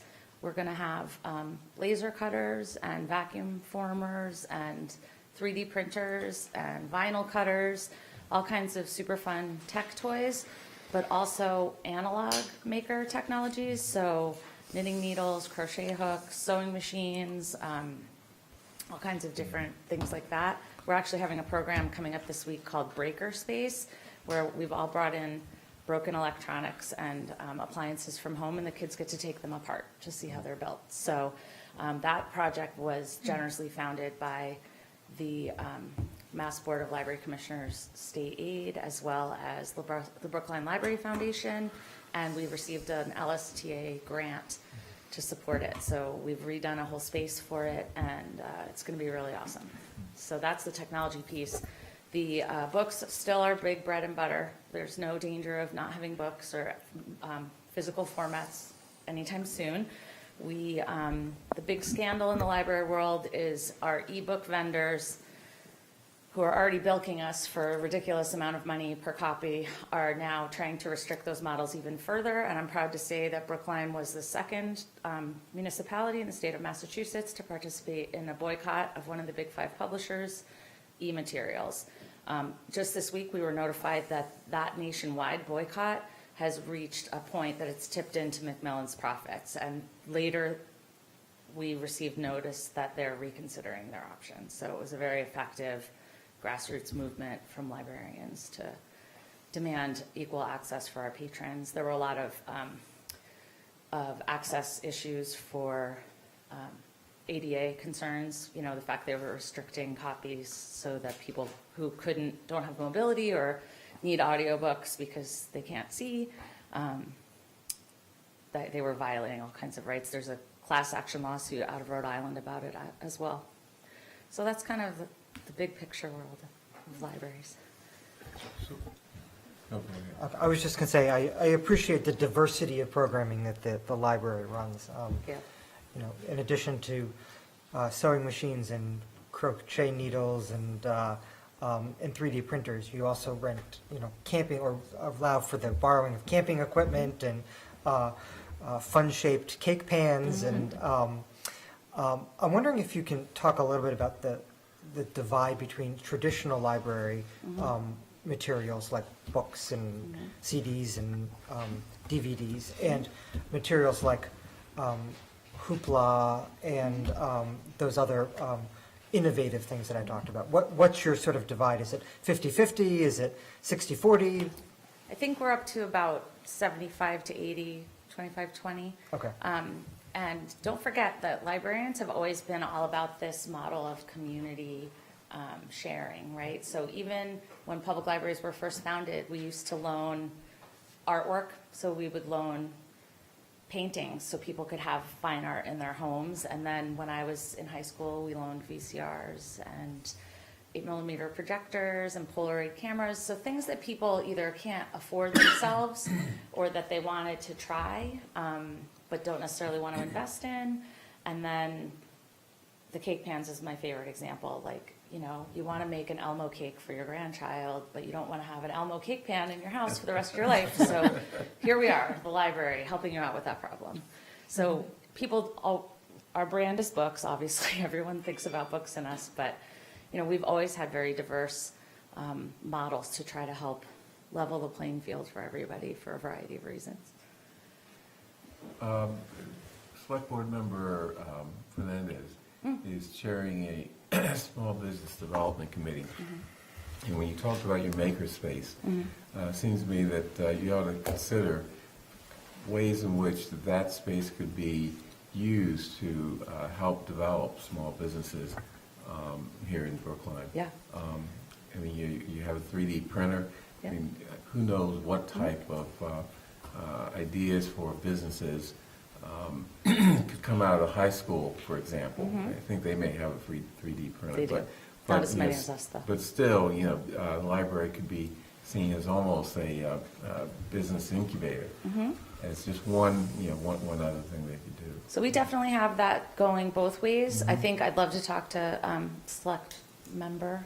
Fernandez. Thank you. I know Fernandez, I couldn't remember what your term is now. Sometimes we have a hard Sorry. time with Yeah, and because the vinyl cutter that I mentioned would be perfect for small businesses because, you know, you see people have very professional branding on their windows, right? And it's like etched or painted.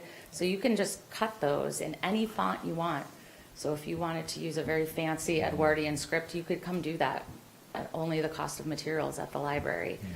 And we're partnering with one of the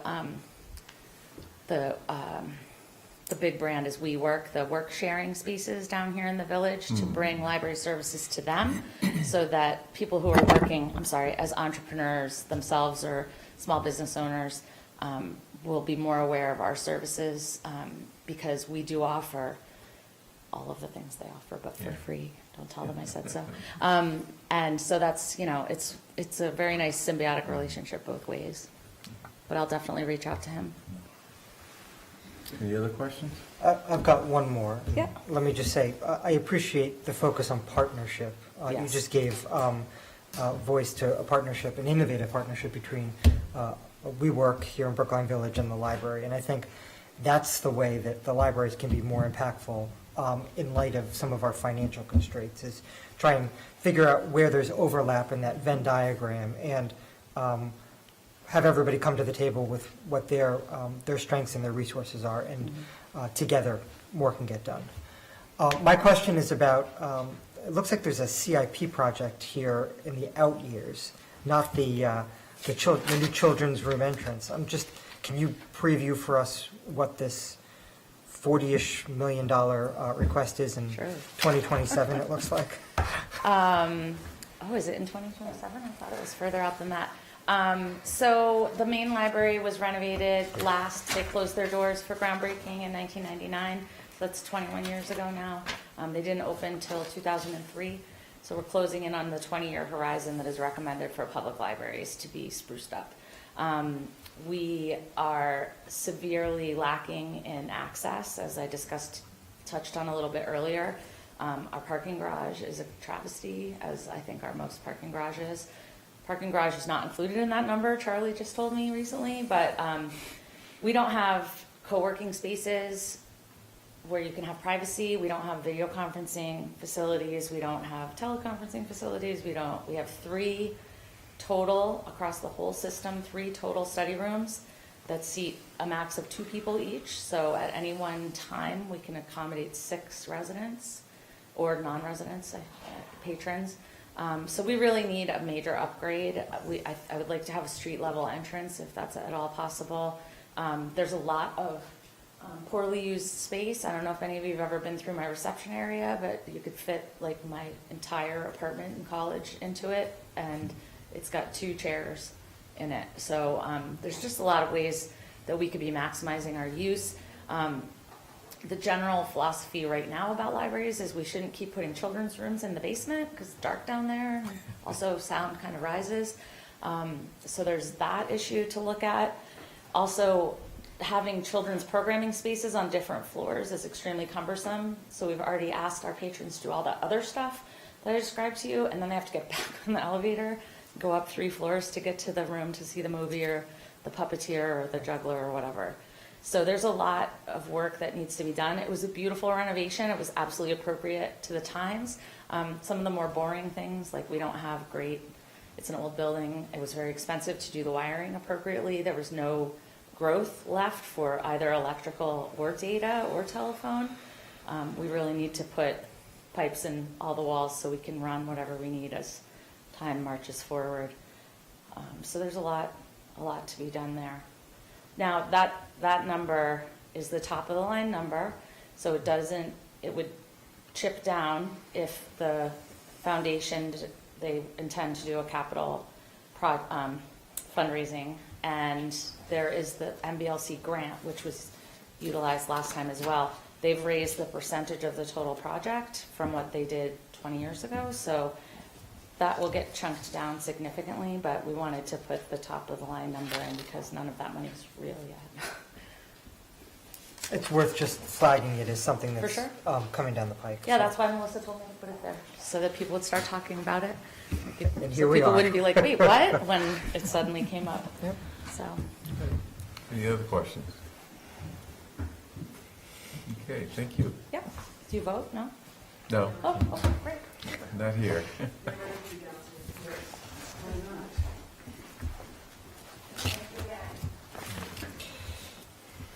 Okay, back to BFAC. Anything else you want to say?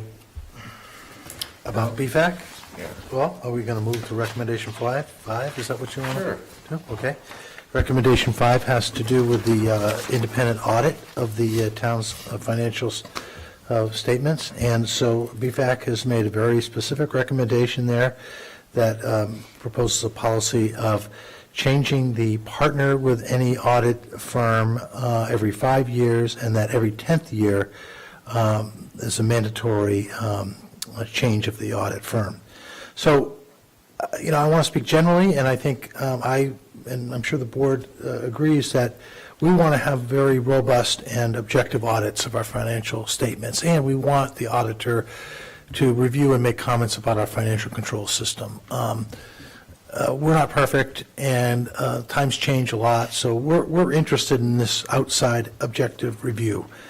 I am concerned with the sort of arbitrary or definitive statement that the partner has to be changed every 10 years, and I was reviewing... It's not the partner, it's the firm. Excuse me, the actual firm every 10th year. And so I began to think about that, and I consulted with the Government Finance Officers Association, otherwise known as GFOA, that I rely on a lot when I think about financial policies, and they stated pretty clearly that by having a mandatory rotation process, it could be counterproductive because you never know if there are competition in the firm, depending on what region you're at or what's going on in the world of financial accounting. So what I'm suggesting is that I like the 5 years of the partner, and I believe that the town actually has required that, but that every 10th year, no later than every 10th year, we have a formal request for proposals process where we put the process out to competition, but that we're not mandated to change the audit firm. I guess more specifically, the board has an audit advisory committee, and so regardless of what my recommendation is, I think that this ought to be reviewed with the committee before the board adopts its position. Any questions?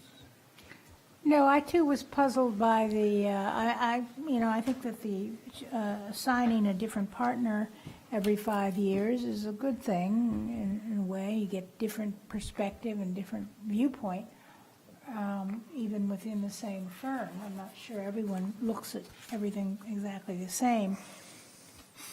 I agree that, that every 10 year to change firms may be counterproductive. You may, because you are putting something out to bid, then you may get higher bids because they know you can't accept X firm, you have to accept Y firm.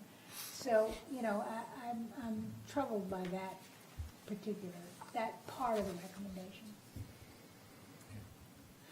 We're at the end of a 3-year contract with 2-year renewals. The most recent renewal period being this year, fiscal year 2020. And I would say we let this contract go to its conclusion, and then put out next year an RFR for auditor services, not necessarily to change auditors, but just for us to identify and define what we're looking for in an auditor, and just see if there are some ideas out there that we may want to use in a new auditor, or to get our current auditor to take up and look at. But the idea of just automatically changing every 10 years, I agree. Yeah, I have no problem with doing that kind of thing, seeking information about, but I don't think we should be mandated. Yeah, And that'll give us time to hear from the audit committee. right. And it's on my list. Any other comments or questions? Okay.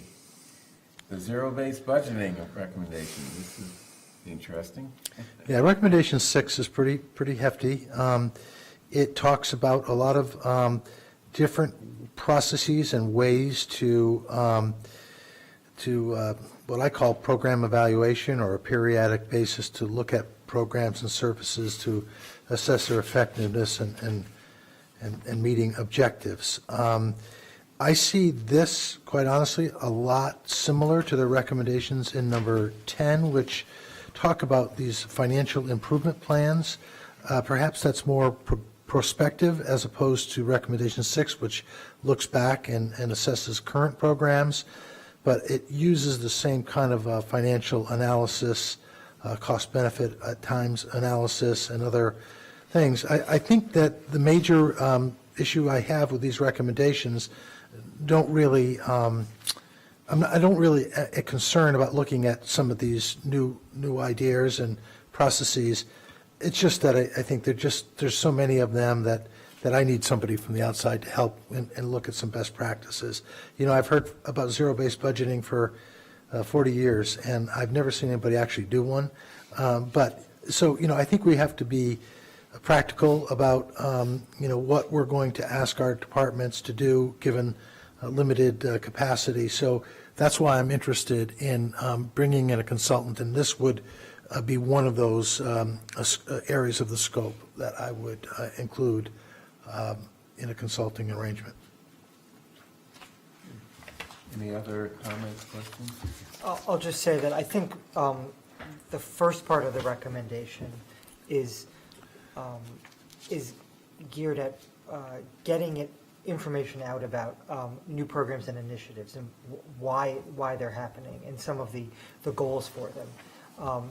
In some way democratizing the conversations that take place. And then, obviously, once those goals and those metrics for success, those reasons why something is being actualized are put out there, it's about going back some period of time later, 3 years or 5 years later, and saying, this is what we said at the beginning and why we did something. This is what we, this is how things came to be. How are we doing?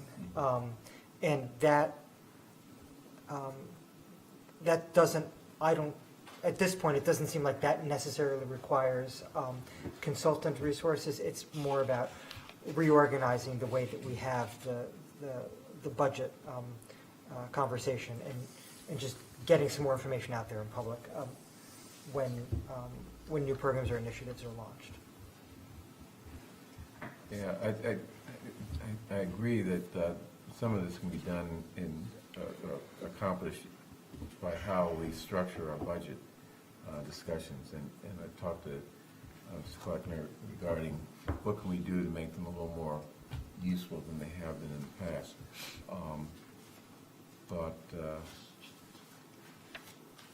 Yeah, so, okay. What do you think? Do you have anything comment? I generally agree with it. Yeah. So we don't need a new person on board to do this, except, you know, maybe look at some aspects of it. Well, if we were Or going that to, piece. it's hard to sort of sort out some of these. They're very similar, and I think some of them require the same kind of staff capacity to implement. So I think we need to get somebody to help sort them out for us a little bit and combine similar recommendations into a recommended program of implementation. Okay, but in addition, so that's one part of it. The other part, I think, is you know, us working together and figuring out how to make sure that the budget presentations, you know, address those issues. You know, go back, you know, what were our goals? Previously, where did we fail and why? So I want to stay away from the word fail. Yeah, I think, and I made this comment last week, there's, in order for any engagement with a consultant to be successful, I think we've got to figure out the specific questions that we're asking of the consultant and what we want the outcome to be. What problem we're trying to solve, what's our vision of success after the consultant comes in and tells us everything that we're doing that's not best practice that can be improved. And what I'm saying is I think that unlocking some of the conversations that take place and bringing them out into public view is one way to get to this, what I think BFAC is saying is an effective place to land. And knowing what metrics we want to use, or thinking about what metrics we should use to judge the efficiency, the effectiveness of a new program or initiative is something that we can do now and then seek consultant input on once they're on board. And maybe I missed something there. What type of metrics are you talking about that we would create? Well, so what do we, I think it's a question of what do we, on what basis do we want to judge a new program or initiative? And of course, every new program or initiative is slightly different, but do we care about not only the number of people that are benefiting from it, but where in Brookline those people come from? How many people that live in Brookline Housing Authority properties? How many people from South Brookline versus North Brookline? Having those types of conversations about what do we want to, what's important to us, and on what basis do we want to judge a new program or initiative? Those are things we can do now. And when a consultant comes in, they may say, you're right or you're wrong, or this is impossible, but at least we've got something for an outside expert to react to. I guess my question is, who actually writes out those metrics? I mean, maybe, it's a simplistic question, but I mean, that's how we implement this.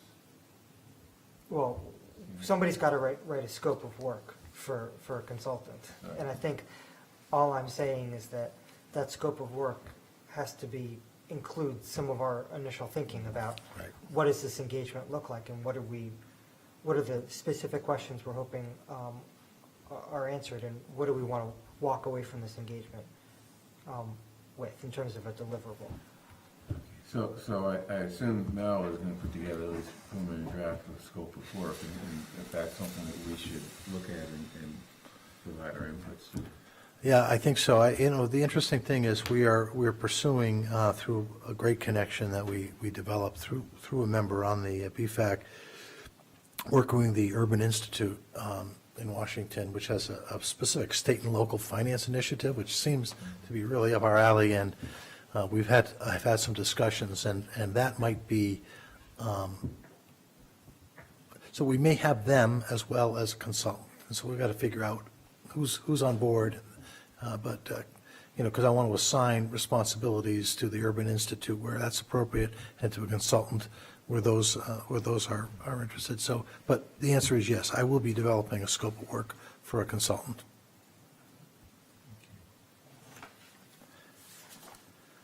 You want to move on? Move on. Article 7's a lot to do with you guys, and so I'm somewhat a little uncomfortable making recommendations under recommendation 7.1 and 7.2. But as I understand and read the report, Article 7.1 discourages the individual select board members from sponsoring warrant articles or developing warrant articles or supporting warrant articles without which has an effect, according to BFAC, of then influencing the ultimate objectivity and discussion of the board on warrant articles. So Could be a negative effect. I'm not touching that one. And you guys really need to discuss amongst yourselves whether that's an appropriate role of an individual board member. Okay, what do you think? I'm taking it under advisement. Okay, good. It has some merit, but I joked before, I said, well, it could have a negative effect, and that is true, it could. But it could have a positive one, too. So the question is whether the article was well enough vetted by the one of us who was supporting it. I can't answer that question. And it's a case-by-case basis. And a select board member preparing an article would have to answer the same questions that any other petitioner of a warrant article would have to answer. Yes. So I think I don't think there should be any prohibition on select board members preparing articles, and we just have to do it as competently as anyone else. I do think maybe there's some, we hold public hearings on warrant articles. And if the select board person is the petitioner, should they vote in that public hearing? And that might be just a conflict of interest question, even though it's probably not prohibited by law. The question is there an appearance of a conflict? So I would raise that issue as one thing that we should look at. Well, I mean, if someone drafts, say, warrant article, of course they're going to be in favor of it, so I'm not sure I'm really convinced that they have even an appearance of a conflict. Well, I mean, of course you but I'm have- saying that right now, we have no rule about their participation in voting on the, and so it might be a 3-2 vote, and the petitioner would tip it over the balance. I'm not sure that, It's a recommendation to town meeting, and petitioners to town, of warrant articles to town meeting vote on their outcome as well. that's true, but I think this is a weighing in, so I don't know. I think that's one of the issues to me that, with it. I think there is something to what Select Board Member Heller is saying. As somebody who has been a co-petitioner and a sitting Select Board member, it is an awkward position to find yourself in when it comes before us for a hearing. So if I do end up co-petitioning again, I think what I'll do is I will act as a petitioner, go up to the podium, and I will probably recuse myself from voting as a Select Board member on the recommendation to town meeting. Okay. Any other comments? I mean, I think the spirit of the recommendation is that if a select board member does sponsor an article, that they should be prepared to answer questions about what's the financial cost and what's the operational implication. So I think Especially given our role on Select Board. Yeah.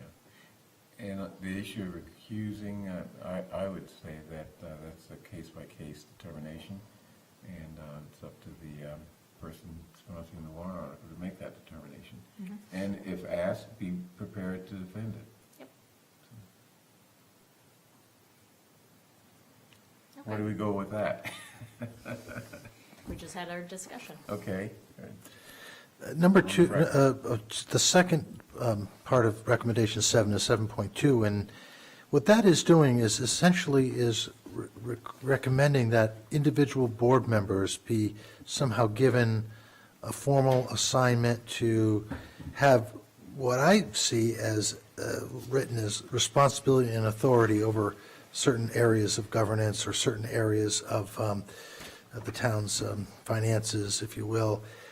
I think there's a concern I have that is really has any basis in Massachusetts law, because, as you know, a multi-member board like the Select Board, no one board member can have any authority than any others, and it's only what a quorum of the board votes, or most of the case a majority vote, is controlling. So I know when I first got here, I was advised that the Select Board doesn't create subcommittees because of that, and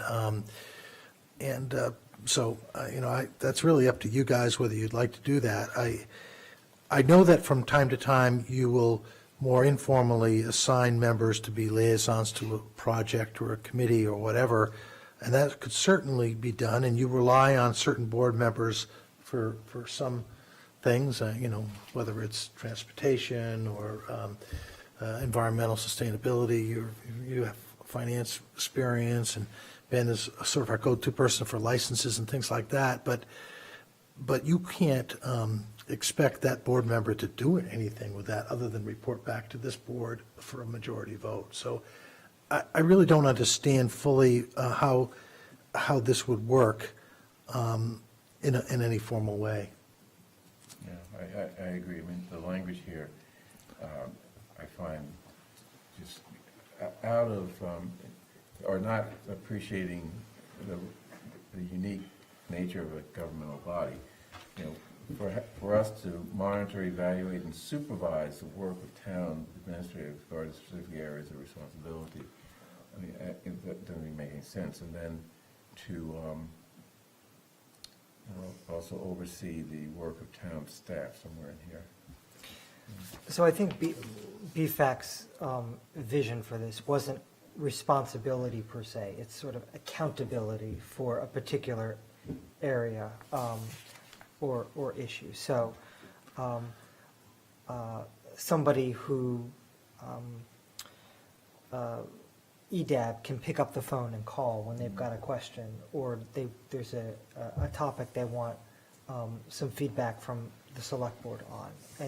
And of course, the select board, majority of the select board most frequently would need to formally approve, but it's just sort of the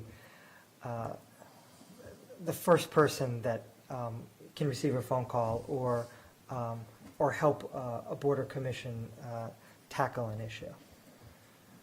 Except it says an additional select board person should always be designated with ultimate responsibility for the financial operations of the town. I mean, that's just off the wall. Yeah, I mean, I suppose if they're talking about, I mean, we're going to lose Ben, for instance, so we're going to lose our license expert. And So- all around and expert on Yeah, everything. well, yeah, and not only that, but I'm just thinking in terms of, what kind of training are we going to have for the next person who serves on that as a liaison to the licensing issue, which he has done.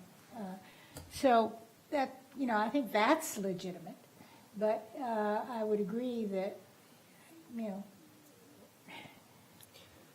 the way that the select board governance structure, town administrator, et cetera, is configured by the state,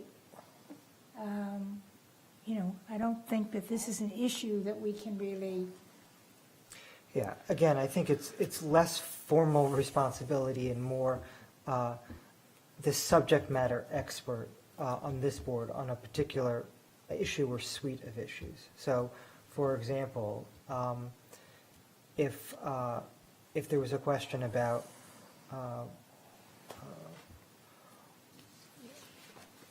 what's about a very specific financial question, sort of what's the town's current policy on X, Y, or Z, or how have we handled this over the past? It's somebody who's really spending some time with the balance sheet and understands the town's financial position. Or similar to you, Nancy, if there's a question about the high school project and where things are trending and what the current conversation is about design. It's that single select board member that can is sort of bird dogging those conversations on a weekly, if not a daily basis, and just has a comprehensive view about what's going on, where we're trending, and the current thinking on a particular topic or issue. I mean, I would see that as more informal rather than formal as it's laid out here. For example, in financial matters, I would not want a select board member to be giving out, opinions or advice or idea or facts about certain financial matters. I mean, that should be left to the experts, who know all the nuances. And I think that's true of, areas of economic development even. What's the other area they talk about? Financial operations, capital investment plans. I mean, for a select board member to take that on and become the so-called expert, which is, I think, implicit here, is really dangerous. well, It and you're really- going to get different responses from each one of us. I mean, take, for instance, Oak Street. We're divided Yeah. on whether or not to sell that. So you're going to get different responses from each one of us, and that is a financial matter that has Capital come investment matters. before us. Yeah. Is any one of us more of an expert than the other? No, but again, it's not about responsibility. It's about just having somebody that's spending more time and really focused on that particular set of issues. And it's possible that the board doesn't think it's a good idea. I'm just trying to Yeah. fill in the context about what BFAC was thinking and No, we what the appreciate that. recommendation is. Another question is, what type of board member could actually perform that job? I mean, it would be someone like me, retired, don't have to go to a job every day, there's time to, the time to spend doing that work. So we're already excluding certain people, like you and Heather, and Raul, from being appropriate board members. So, that's another concern I have.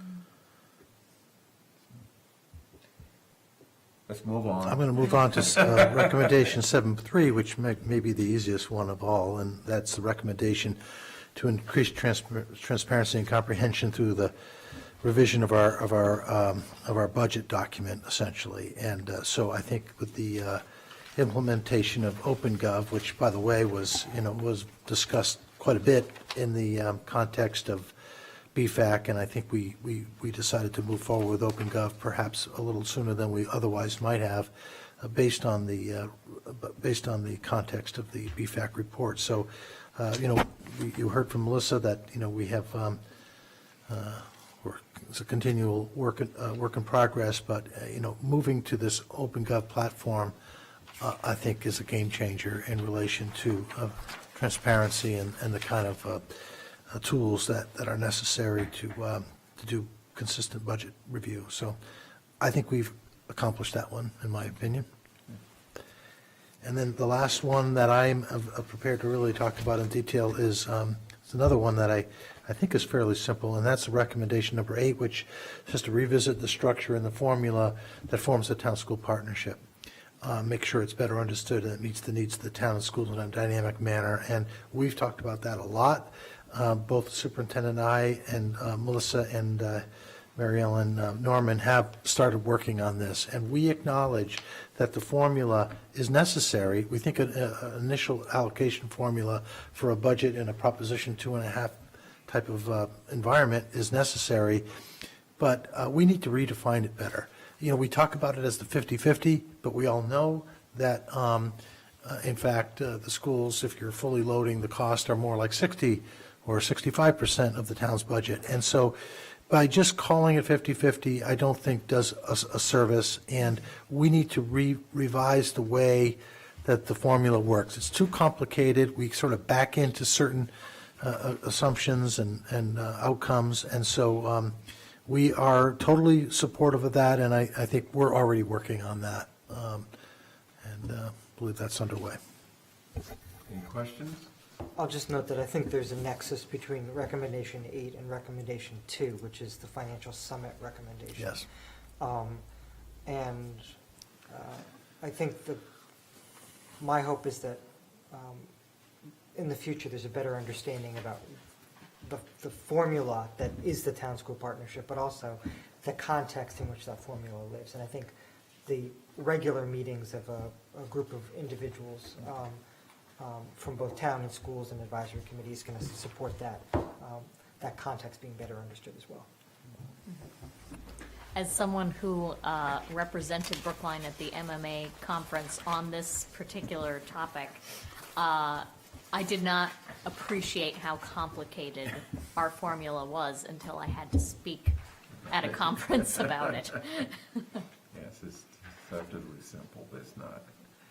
Okay, next, question of approving and executing the warrant for the May 19, 2020 town meeting, and I guess I have a resolution here. Good evening. The Should I read warrant, my resolution first, or do you, oh, I'm sorry. or the Newberry College articles? Okay, Should that come first or after you? maybe after, because Okay, we'll do the good. warrant first, and then we can talk about what's in it after that. So the warrant closed on Thursday at noon, this past Thursday, and we had 41 articles filed. So you have an index in front of you. We did revise the index from what was sent out last week to arrange some of the Newbury articles closer, hoping that that would be on the second night of town meeting. So I'll just run through kind of some of the subjects that we're talking about with these 41 articles, and then there's some procedural things that we would need to do to execute the warrant. So the first kind of 5 or 6 are the routine warrant articles that we file for unpaid bills, collective bargaining, compensating balances. Rashid is here to speak to the property tax exemption, which we do annually as well.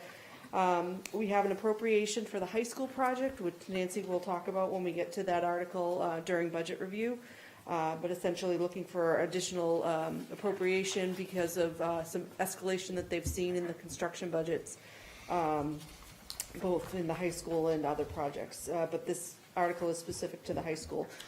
Then we have Article 8, which is our departmental budgets, or our entire budget, our financial plan, which we have been reviewing weekly with every department. So that's the article that's filed that will allow us to adopt the budget. The next 7 are related to the Newberry College acquisition and zoning that we've been talking about with the well tower developer and the affordable housing piece that's also associated with that whole package. After that, we have an article, refiling of the Oak Street question, whether or not we're going to hold on to those condominiums that we acquired as part of the Baldwin project. Does that article, like the previous article It's on this, exactly the just same. give us authority? Yes. Next article after that is to create a marijuana mitigation stabilization fund, which we had talked about when we first reviewed the financial plan, to allow us to set aside those funds for allocation at a later period. The next 2 articles are related to some cleanup of affordable housing trust fund and the bylaws associated with that. The next article, Article 20, regards amendments to the inclusionary zoning bylaw, essentially around developer payments for projects. The next 3 articles are related to the short-term rentals that we've been discussing. We had a public hearing on before those articles got filed. Article 24 is around the Community Preservation Act, work that Heather and the Land Bank Study Committee has been working on. Article 25, Raul brought up last week on the Small Business Development Committee, looking to reallocate the liquor licenses that were previously authorized by the state legislature, but there was a time cap on that, that we're kind of pushing up against. Article 26 is a recommendation from the Moderators Committee on Elderly Tax Relief, looking to mirror a program for senior tax exemption that is currently found in Sudbury. The next, Article 27, is around tobacco control and setting an age limit for your ability to be able to buy tobacco products in town. The next article is around establishing a mechanism for recall elections of town officials. The article after that is around formalizing the practice that we do with election day signs. Then we have a refiling with some modifications on the non-disclosure agreements that we talked about, I think, 2 town meetings ago.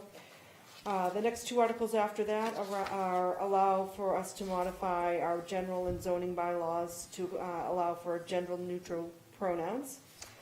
Article 33 we'll be talking about before we execute the warrant. The Advisory Committee Long Range Subcommittee filed an article without signatures. They assumed that they did not need them, and then we discovered that the board has domain over the warrants, and so typically departments that report to the board don't have that signature requirement. But because the advisory committee is not part of the executive branch, it really is up to the board to decide whether or not to allow the article to remain on the warrant without the signatures. So we can just address that when we're ready to execute the warrants. Article 34 is around requiring recorded votes for the advisory committee. I think this was an article that was discussed several years ago that's come back again. It's been debated at the advisory committee level recently as well. The next article is around amending the zoning bylaw to eliminate off-street parking in the off-street residential parking minimums in the Transit Parking Overlay District, or the TPOD.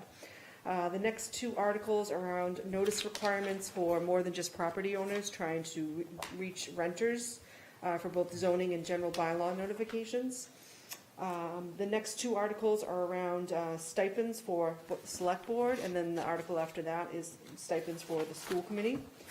Article 40 is a resolution urging the board to to increase the residential property tax exemption.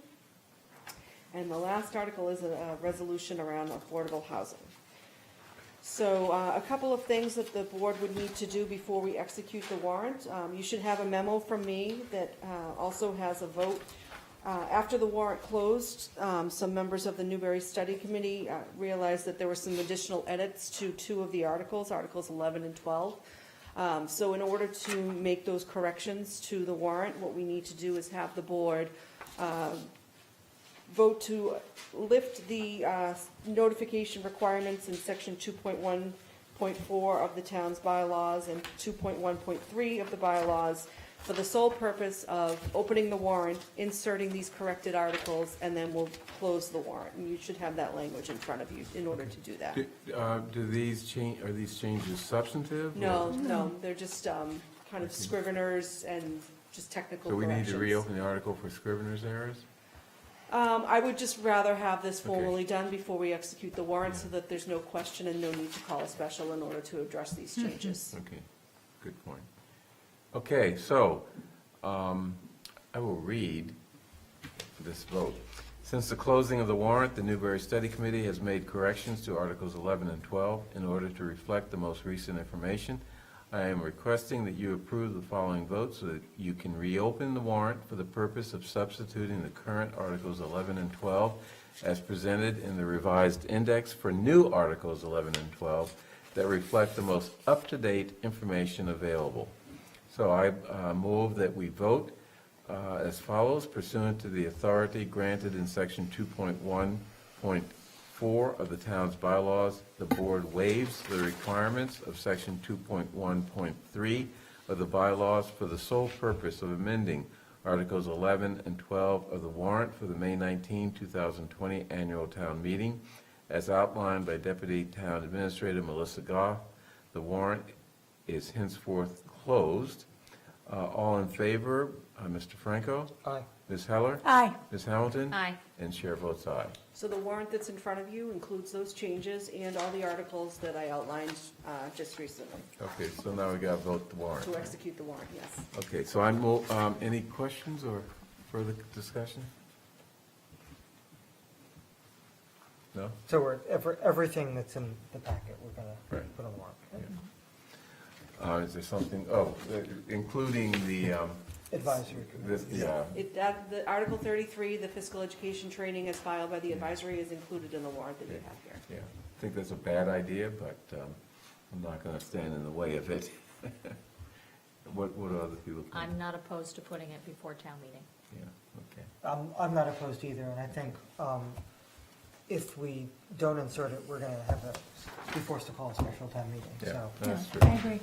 I just note that there's no penalty for ignoring the educational requirements, so, for whatever it's worth.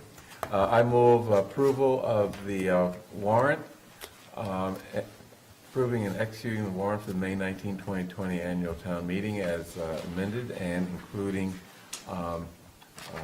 warrant article, is that, well, we don't need to say that. It's incorporated. Yeah, okay. So I move approval and executing the warrant for the May 19, 2020 annual town meeting. All in favor, Mr. Franco? Aye. Ms. Heller? Aye. Ms. Hamilton? Aye. Chair votes aye. Thank you. Now, we have warrant article hearings. Yes. And it's set for 9 PM, and it is almost exactly 9 PM. How about that? That's some good estimating. You're there. good. Are we going to go back to this one we postponed? The manager change of beneficial interest? Yeah, we should, unless you okay, want to then. postpone it to the next week. So what number is Do we that? need, No, that was that licensing matter about changing the that's right. corporate it's number 9. ownership. And but they didn't show up. Do we need them here, or? I mean, I don't mind voting. You know, I guess if it was a different person, Yeah, I would want to be there, but Matthew Kenny was already a 50% owner, now he's going to become a 100% owner. and I don't think we need to opine as, or get involved with why Reed Joseph is no longer in the business, so. Let's vote.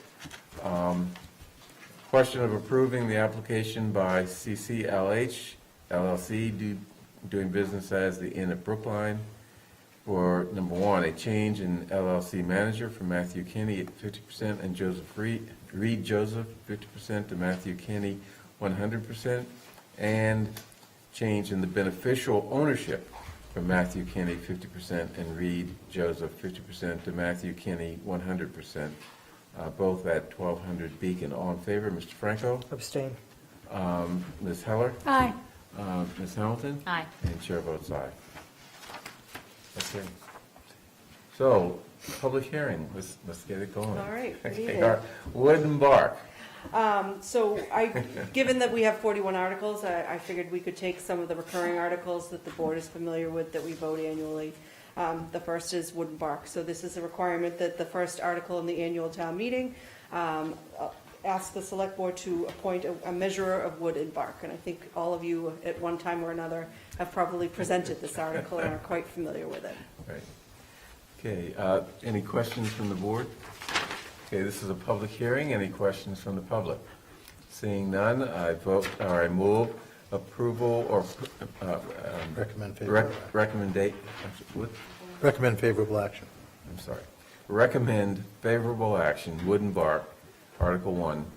All in favor, Mr. Franco? Aye. Ms. Heller? Aye. Ms. Hamilton? Aye. Chair votes aye. Article 3. I'll just note that there's no financial impact on the town by passing that. There's no extra compensation due to, We can't Setting even, the example. we can't even sell the wood and bark in order to generate income.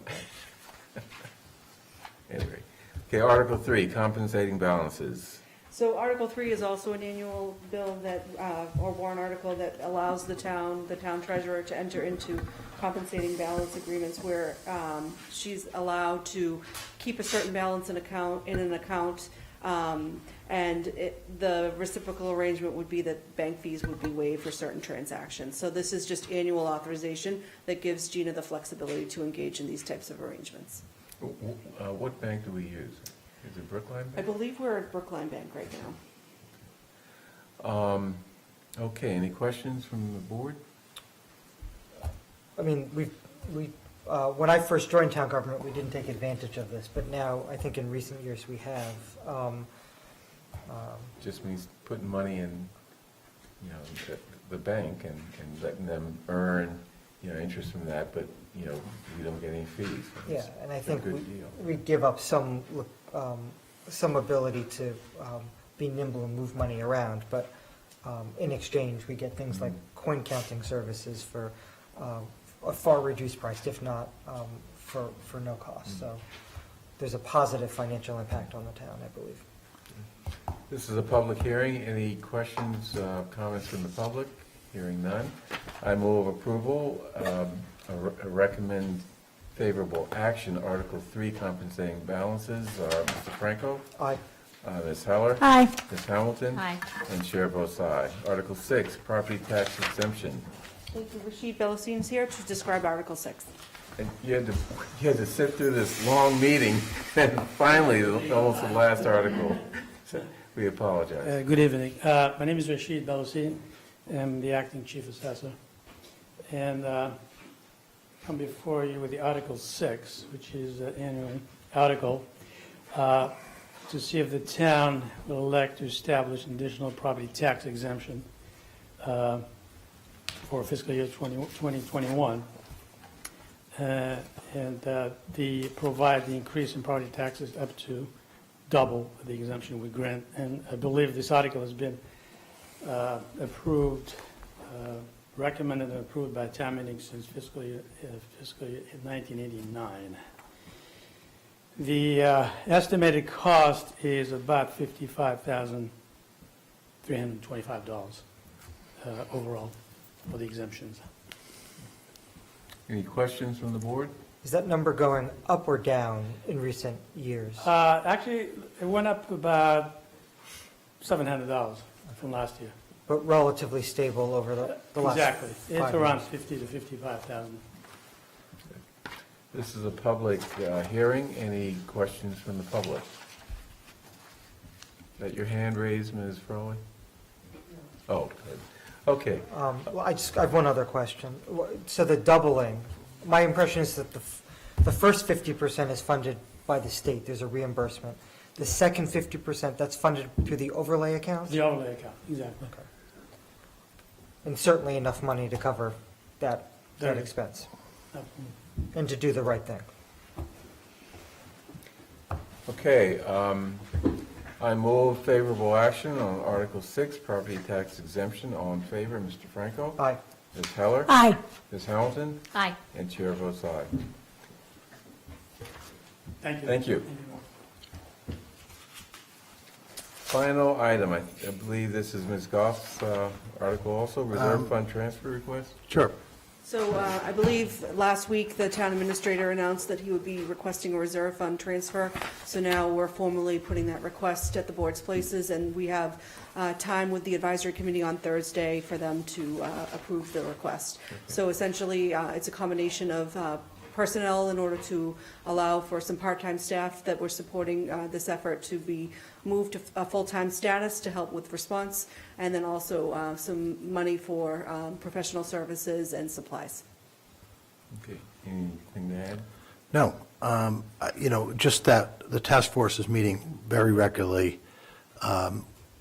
Lately, it's all we've been doing really is dealing with this, and we really need some support. And hopefully, I'm hearing that either the federal and or state government is also appropriating emergency funding, which I'm told in both levels are, the intention is to go down to the local level. So it's possible that we'll have either additional funding or we won't need the benefit of the reserve fund, but at this time we do. And we've, in anticipation, have put this individual from the health department on a full-time basis, and we really need it. And the advisory committee, when we transmitted this request, also said, they're meeting regularly, reviewing budgets and warrant articles, so we'll be able to act nimbly should we need further funds. Are there pension or health care costs as a result of transitioning that employee to full-time? So this is anticipated to be less than 6 months at full-time status, which would not trigger those types of benefits. Good question. Is the task force talking about what triggers we have for, I guess, like a quarantine situation that New York just put in place in one of their suburbs of like a 1 mile radius? We're aware of it. We talk a lot about different things. My guess that would require a state executive authority. Okay. So what happens if this lasts longer than 6 months? We'll be back to have a more full conversation about funding sources and implications. Well, we also have in process a grant-funded position for emergency management that would also be providing additional support as well. Okay, unless there are any other questions, all in favor of authorizing a $25,000 request for transfer from the reserve fund for COVID-19 prevention activities, vote approval by saying aye. Mr. Franco? Aye. Ms. Heller? Aye. Ms. Hamilton? Aye. And chair votes aye. Thank you. Thank you. And that concludes our meeting.